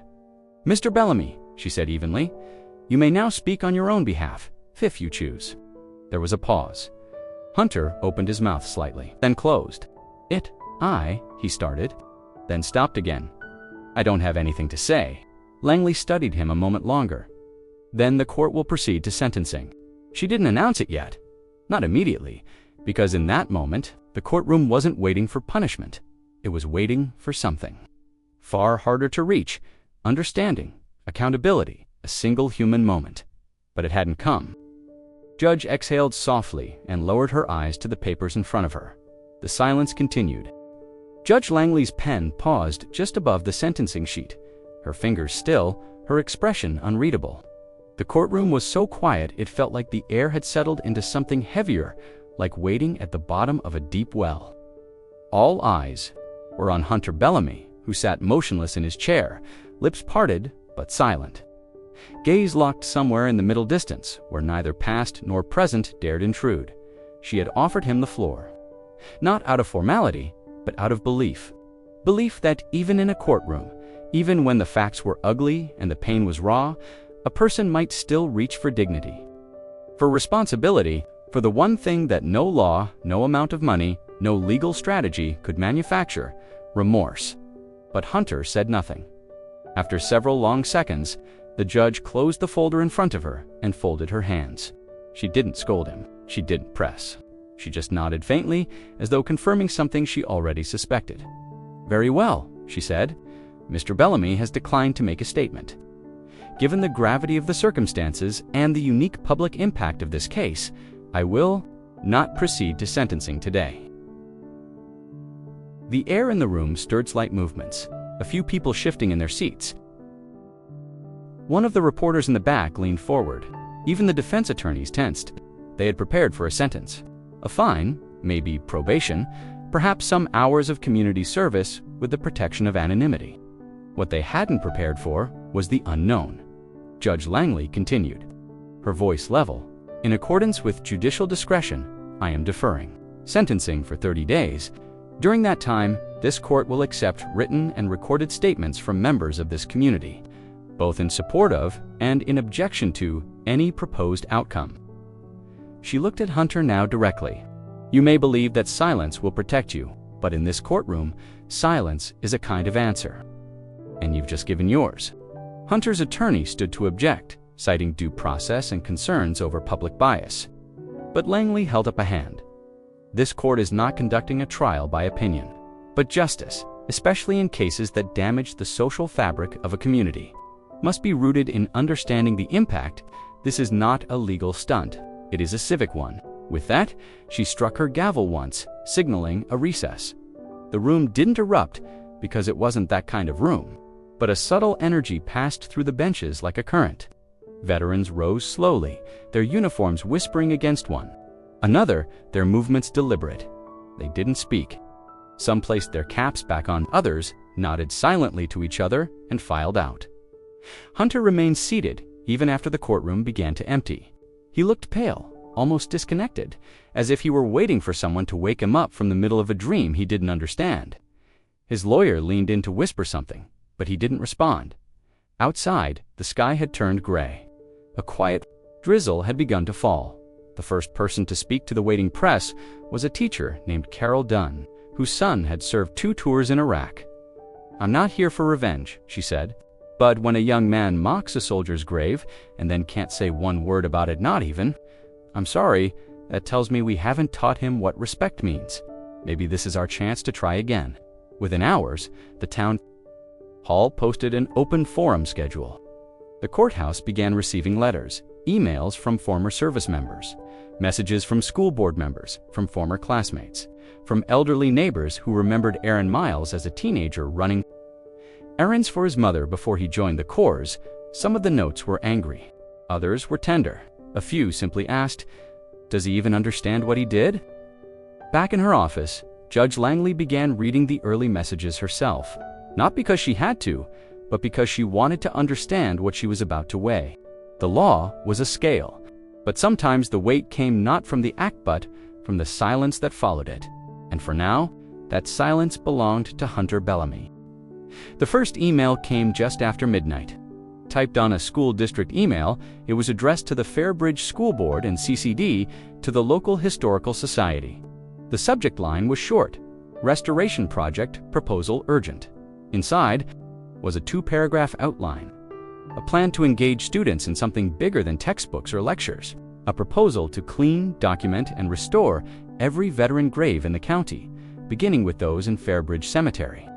The sender was Mark Talbot, a high school history teacher with 30 years behind him and a classroom that still had chalkboard smudges from when he first started teaching. Talbot had served briefly in the Navy, long ago, but he rarely spoke. Of it, what he did speak of often, and with passion, was memory, how it disappears if no one fights to hold it. How a name carved in stone is not the same as a story kept alive. For years, he had tried to get students interested in local history. A few did. Most didn't, but after the video of Hunter Bellamy spread and the courtroom filled with uniforms, something shifted. Kids asked questions, not just about war, but about the people buried less than a mile from their homes. Who were they? What did they do? Why hadn't anyone told them? Talbot didn't want the lesson to be about disgrace. He wanted it to be about restoration, and not just of graves, but of responsibility.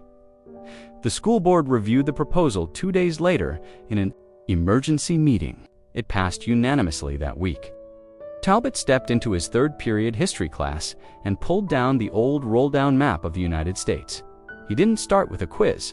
Instead, he told them about Private Daniel Kingsley, who died in 1944 and was buried in the far northwest corner of the cemetery with a headstone half sunk into the dirt. No one had visited it in years. Then he showed them a list of 57 names, veterans buried across 4 local cemeteries, spanning from the Civil War to the war in Iraq. Most had clean graves. Some DIDs, single quotes D. He asked who wanted to help. 21. Hands went up. By the end of the week, that number doubled. And then the question came, Could they involve Aaron Miles's platoon? Talbot wasn't sure. He didn't know if they'd stay in town. Didn't know if they'd want to be involved in something run by teenagers. But he made the call anyway. 3 days later, Sergeant Lowe showed up at the school. He didn't speak. In the gymnasium, he just stood there while Talbot explained the project to the assembled student body. When it was over, Lowe nodded once and said, "We'll help." And that was that. Within a week, the project had a name. Operation Stonelight. Met every Saturday. Marines taught students how to clean headstones without damaging them, how to document service records, how to research branches, units, deployments. Older veterans brought yellowed folders and faded photographs. Students brought notebooks and phone cameras and quietly took it all in. They didn't talk about Hunter, not directly, but his name lingered in the air, not as a threat, but as the spark. One morning, a student named Layla uncovered a name on a crumbling stone, PFC Thomas R. No, last name visible. She asked one of the Marines what to do. He knelt beside her, traced the letters gently with his gloved fingers and said, "We start with what we know. The rest comes with time." By the third weekend, a new headstone had been installed for Aaron Miles, not to replace the damaged one, but to stand beside it. A marker that included words his widow had finally shared allowed Staff Sergeant Aaron Miles, Bronze Star, friend, son, husband. You held the line when others fell. No ceremony, no trumpet, just hands, dozens of them, cleaning, lifting, remembering. Talbot stood off to the side and watched the platoon move among the students, veterans side by side with teenagers who had never thought much about war, now learning how memory can live in granite and soil. The project grew. Requests came from nearby counties, other schools, offers of funding, but in Fairbridge, it remained quiet work, and perhaps that was the real lesson, not the damage, not the shame, but the work of choosing to remember together. The gymnasium was packed, not with noise, but with something heavier. Rows of students filled the bleachers, some in their varsity jackets, others still half asleep from early classes. Teachers lined the walls, arms folded, watching quietly. It wasn't a pep rally. No one clapped. There were no signs, no music. Just a single folding chair in the center of the polished gym floor, facing the crowd. A small wooden podium stood beside it. Mr. Talbot adjusted the microphone. He didn't speak long. "Today's assembly isn't about punishment," he said. "It's about something we've been part of, whether we meant to be or not. We have. A guest, please welcome Sergeant First Class Joseph Booker." Booker stepped forward slowly. He was in his late 50s, tall and lean. With a limp he made no attempt to hide.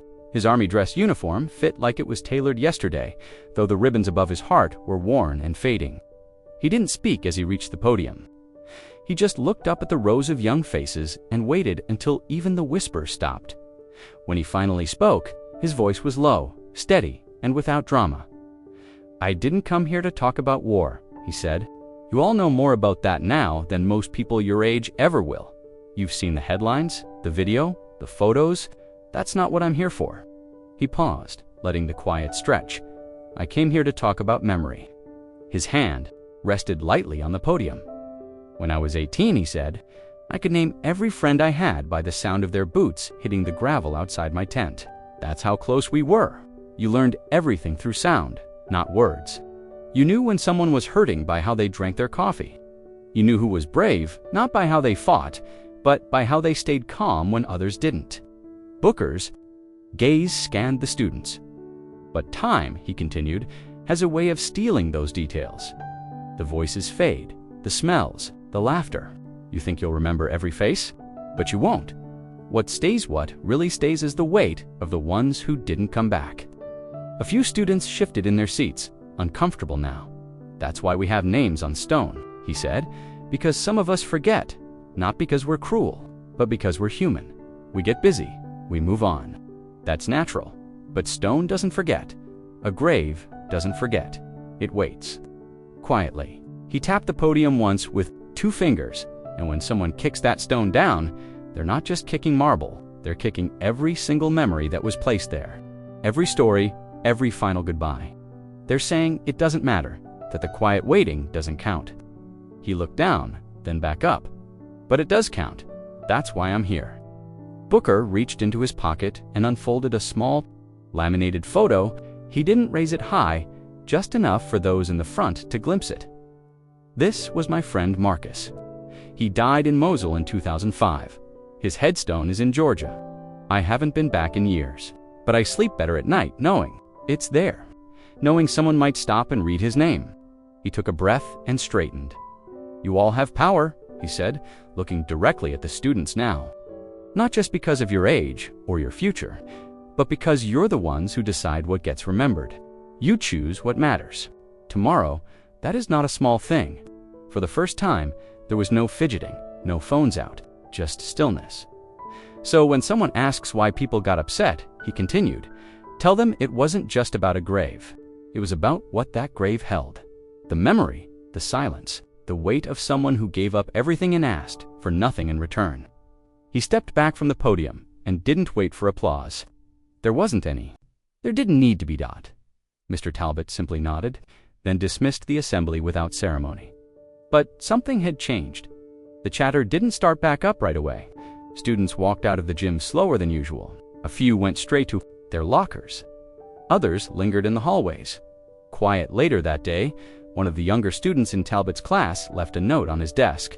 It wasn't signed. It read, "I didn't understand before. I do now. I'll remember." The courtroom was once again full, though this time the energy felt different. Not heavy with uncertainty or outrage, but dense with something quieter expectation. The final day of the sentencing had come, and despite the national attention, the case had attracted. It was still held in the same modest county courthouse with its aging wood paneling and squeaky floorboards. Veterans sat in the same seats they had before, wearing uniforms or civilian jackets with service pins neatly fastened. The townspeople came, 2 teachers, students, local business owners. They weren't here to protest or to cheer. They were here to witness. Hunter Bellamy sat at the defense table again, this time without his father. The legal team was still there, polished and prepared. Hunter himself looked thinner, more alert. His usual slack posture had given way to something a little more rigid, but not defiant. More like someone who had been forced to stand up in a windstorm. Judge Langley entered promptly and wasted no time in getting to the point. She addressed the courtroom first, not the defendant. "This has never been a typical case," she began, her voice even and deliberate. "And it has never been about one crime or one boy. It's about what we remember, and what we choose not to forget." She then turned to Hunter, who met her gaze only briefly before looking down at his hands. "Mr. Bellamy," she said, "you've been found guilty of criminal mischief, desecration of a grave, and trespassing. These offenses, taken individually, may not sound severe, but context matters. You knew what you were doing, you knew what the grave represented, and when given multiple opportunities to show remorse, you chose silence." She paused, letting her words settle like dust in the still room. "You will serve 1,000 hours of community service. All of those hours will be carried out at veteran cemeteries, beginning with the one where this story began." There was no sound of shock, no murmurs of disapproval or applause, just a quiet acknowledgement that something had landed exactly where it needed to. "You will work under the supervision of a veterans restoration team, not to be managed by your family, your attorneys, or anyone who wishes to protect your name more than your character. If you miss even a single assigned shift without valid cause, this court reserves the right to revisit your sentencing." Hunter nodded faintly. He didn't speak. Langley wasn't finished. "There is, however, one final condition, and it's not written into your legal sentence. It's a personal request from this court." She reached beneath her bench and lifted a small envelope. In this envelope is a list of 25 names. Each one belongs to a veteran buried in this county. Some of them are known. Some haven't had visitors in years. For each name you are to write a letter by hand after, researching who they were, what they did, and where they served. These letters will not be posted online. They will not be displayed. They will be placed at each grave in private as your act of recognition. She didn't wait for his response. Court is adjourned. The gavel dropped, but no one moved. Right away, Hunter stood slowly. His lawyers whispered something, likely rehearsing what to say to the press outside, but he didn't respond. His eyes were fixed on the envelope the bailiff now handed him. He took it with both hands, almost as if it might break. As he turned to leave, one of the veterans, an older Navy man with trembling hands, rose from the first row. He didn't speak. He simply nodded once at Hunter, not approval, not forgiveness. Just acknowledgement. Outside, the news vans were already waiting. Reporters called out his name. Cameras followed his every step. But Hunter didn't speak to any of them. He walked past them all, the envelope still clutched in his hands, his steps carrying something unfamiliar. Not shame, not fear, something harder to name. He would report for his first shift the following Monday. A new shovel, a notebook, and 2 veterans from Aaron Miles's old platoon would be waiting. The graveyard would be quiet, but it would not be silent. The morning fog still clung to the hills when the van pulled into Fairbridge Cemetery. The driver didn't speak, and neither did the boy in the back seat. Hunter Bellamy sat with his hands on his lap, dressed in plain work clothes that had never seen soil or sweat. No camera crews were present, no reporters. Just the sound of tires crunching gravel and the low hum of wind moving through the trees. When the van rolled to a stop near the eastern entrance, the driver cut the engine and turned slightly. "They're waiting for you," Hunter didn't ask, who he already knew. He stepped out onto the gravel, blinking against the pale light. Across the grass, lining the path that led to Section D, stood 7 figures. All were dressed in civilian clothes, jeans, boots, jackets, but each wore a small insignia on the left breast pocket, a patch with crossed rifles over a shield. Faded, but intact. Aaron Miles's platoon. They didn't move toward him. They didn't speak. They simply turned in unison and began walking down the cemetery path. Hunter hesitated for a second, then followed. He felt the weight of their silence, not like an accusation, but like a wall. They walked slowly, deliberately. Not a formation, but still precise. Their footsteps weren't synchronized, but somehow they felt like they were. The walk wasn't long, but it felt endless. As they passed rows of headstones, Hunter's eyes flicked from one to the next. Some were polished, freshly, cleaned. Others bore the software of decades, names he didn't know, dates that stretched back before he was born. A few had flags next to them, fluttering gently in the breeze. And then they arrived. Staff Sergeant Aaron Miles's grave looked simple. The new stone stood beside the original, clean, upright, solid. The engraving was sharp, the lettering deep. The earth around it had been freshly turned and packed. A small American flag was planted just behind the headstone, and a weathered pair of dog tags hung from the iron rod that held the flag in place. The platoon stopped and formed a semicircle, stood at the edge, unsure of what to do. No one gave him instructions, no one pointed, no one even looked at him. After a moment, one of the Marine sergeant low-stepped forward. His legs, one of which was prosthetic, moved with practiced grace. He knelt beside the grave and placed something at its base, a folded scrap of camouflage fabric. Then he stepped back. No words, one by one, the others followed. A patch from an old uniform, a bullet casing, a photograph, laminated and frayed at the corners, a note in sealed plastic, a small stone with initials carved into it, a faded playing card. Each one left something, each one walked back into place, and still no one spoke. Hunter stood there, feeling the sharp edges of everything he didn't understand pressing in around him. This wasn't for him. None of this was for him. And yet he was standing in the middle of it. After several minutes, one of the veterans nodded not to Hunter, but to the earth itself, and the others began to turn away, moving slowly back toward the path. Only one stayed behind. Corporal Jace Ramirez. He turned to Hunter and finally broke the silence. "You clean this grave first." His voice wasn't cruel. It wasn't angry. It was simply final. Hunter looked at the grave, then at the cleaning kit placed beside it, brush, sponge, bucket of water. He crouched down and started. JACE, Ramirez didn't leave. He stood off to the side, arms crossed, eyes on the boy, not as a threat, but as a witness. Hunter dipped the sponge into the water, wrung it out, and began wiping down the edges of the stone. The chill of the morning soaked through his sleeves, but he didn't stop. Dirt lifted from the lettering, a few pebbles scattered from the base. He used the brush gently, hesitating at first, then working with more purpose. His breaths were shallow at first, then deeper, for the first time. He freely looked at the name on the stone. Aaron Miles. Not just letters carved into marble. By the time he finished, the other veterans had disappeared beyond the tree line. The sun had climbed higher. Burning off some of the mist, Ramirez gave a slight nod and turned to go. Hunter sat back, still kneeling in front of the grave. He didn't know yet what came next, but for now, he stayed. The sky had darkened slightly by mid-afternoon, clouds stretching across the Oregon horizon like a thin gray veil. The sun made no promises, and the wind had picked up just enough to rustle the grass along the edges of the cemetery.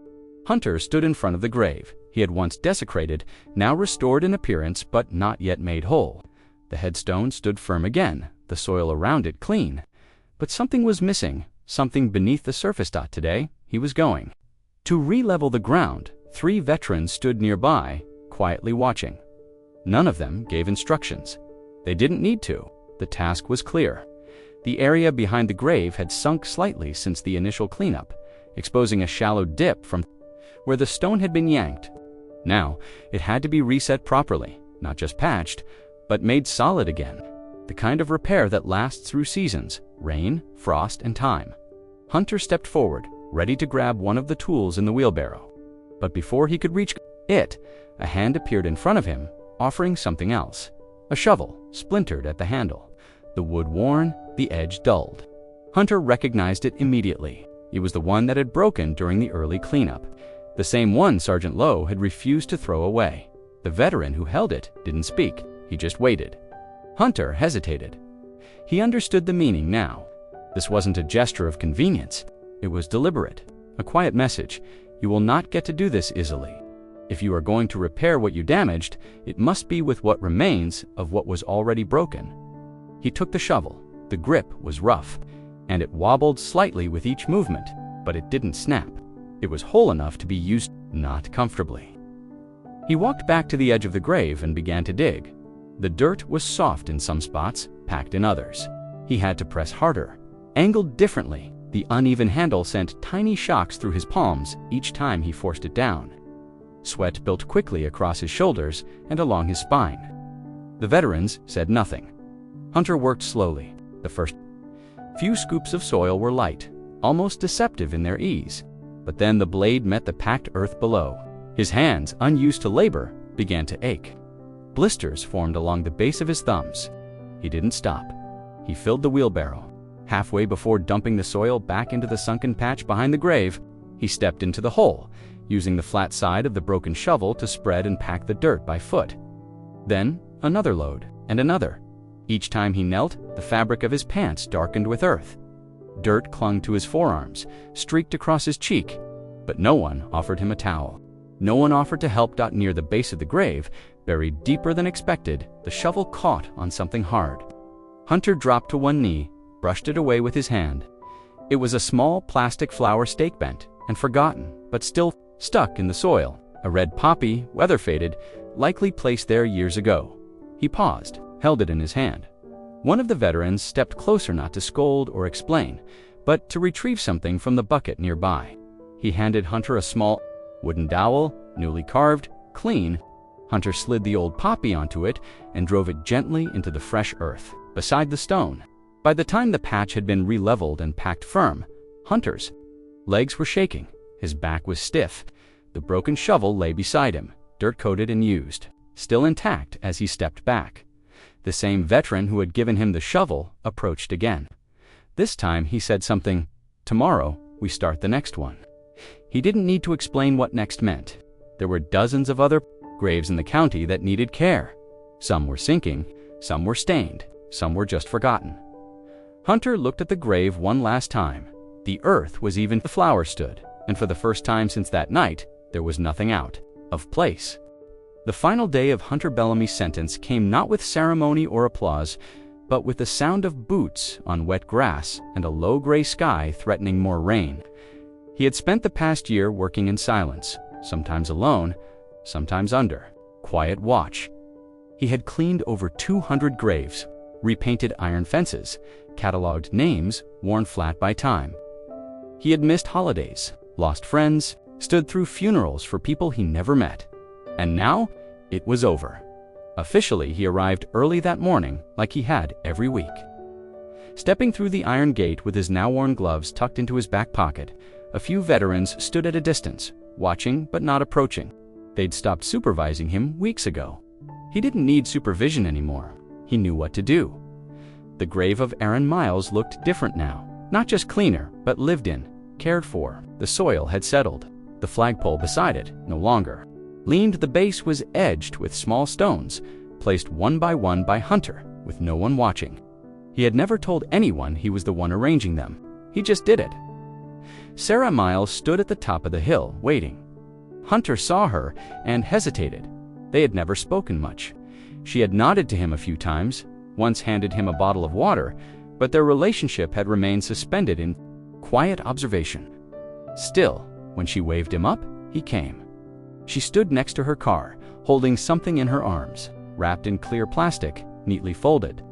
It took him a moment to recognize it. A flag. The American flag that had once draped her. Husband's coffin. She didn't offer it immediately. Instead, she looked at him for a long while, as if measuring something invisible. Not what he had done, but what he had absorbed. "This doesn't mean we're even," she said. Her voice wasn't unkind, just firm. "It doesn't mean you've earned anything." Hunter nodded. He didn't expect it to. "But I want you to carry this." She held out the bundle, the edges sharp with creases. "It's not for your room. It's not for a shelf. It's a burden, not a gift. And it comes with one rule." He took the flag, surprised at how heavy it felt. The weight wasn't physical, not exactly, but it settled in his arms like a story that had never been told all the way through. "When someone asks you what it is," she said, "you tell them the truth. You tell them why you have it. Not what you did, but what you did." After Hunter looked down at the flag, then back up. "Yes, ma'am," he said quietly. For a moment, she looked as if she might say more, but instead, she simply gave a small nod and walked past him down the hill toward Aaron's grave. She didn't look back. Hunter stood there alone, flag in hand, unsure what to do next. He didn't go home immediately. Instead, he walked back into the cemetery, past rows of stones he now recognized by sight. He stopped at one unadorned grave with no flowers, no name marker beyond the bare minimum, just initials and a service branch. He sat down in front of it, not to talk, not to reflect, just to sit. The flag rested in his lap, untouched. He didn't unwrap it, didn't display it, just held it, feeling the fabric absorb the moisture from the air and the weight. From the moment he stayed like that until the rain finally started to fall, for real, soaking his shirt and blurring the stone beneath him, and still he didn't leave. The first snow of the season came quietly, falling overnight while the town of Fairbridge slept. By morning, the veteran cemetery was blanketed in soft white, each headstone wearing a thin cap of snow like a silent crown. The pathways were nearly invisible, with only the faintest indentations where boots had passed through earlier in the week. The trees stood bare, their branches etched against the sky like charcoal drawings. There was no ceremony this time, no crowd, no platoon. But a figure appeared just after dawn, walking through the iron gate without making a sound. He carried a canvas bag slung across his shoulder, the straps damp with snowmelt. His coat was simple faded olive green with no markings, and he wore a knitted cap pulled low over his ears. It was Hunter Bellamy. He didn't come with anyone. No photographer, no press. The sentence had ended months ago, and with it, the court's expectations. But he kept returning even after the hours no longer counted. The first time it had been awkward and certain. Even now, it was ritual. He paused at the small shed near the entrance, unlocking it with a key given to him by one of the groundskeepers. Inside was a wooden box with weather-sealed flags, small ones, the kind that stand about a foot high with wooden sticks and cloth, barely wider than a hand. He counted out 50. That would be enough for today. He moved through the rows slowly. Each time he reached a grave, he cleared the snow from the name with a cloth gentle, deliberate. He ran his gloved hand over the engraved letters, then planted a single flag into the frozen earth just beside the stone. The flags didn't flutter. There was no wind, but they stood upright, red and white and blue against the white sheet of winter. He didn't speak aloud, didn't narrate or whisper, but he paused at each name. Some he remembered from past weeks, others were still new to him. He had started carrying a notebook, writing down names, units, service dates. Sometimes he looked them up. Sometimes he just remembered them. About halfway through the row, he stopped at a familiar grave, the one he had damaged more than a year ago, the one he had rebuilt. Aaron Miles. The snow here had settled deeper. It took longer to clear. The flag that had been planted last week had fallen sideways in the windstorm. Hunter picked it up, brushed it off, and replaced it in the soil. He stood for a moment longer than the others, then moved on without saying anything. Behind him, the trail of flags grew to anyone watching. It would have looked like tradition, but it was something else entirely. It was the kind of memory that didn't demand credit, the kind that didn't erase what came before, but refused to repeat it. By mid-morning, the sky had brightened a little, not quite sunny, but the gray had softened. Hunter finished the last flag and stood at the edge of the row looking back over what he'd done. 50 small posts, each barely moving in the still air, but each one in its place. He didn't take photos, didn't text anyone. He just walked back toward the shed, replaced the leftover supplies, and locked the door again. As he stepped through the gate to leave, he passed an older man arriving with flowers in one hand and a thermos in the other. The man nodded at him. Hunter nodded back. Neither said anything. They didn't need to. The gate creaked gently as it closed behind him, and the snow began to fall again soft, steady, erasing his footprints within minutes. But the flags stayed. The graves stayed. The silence remained.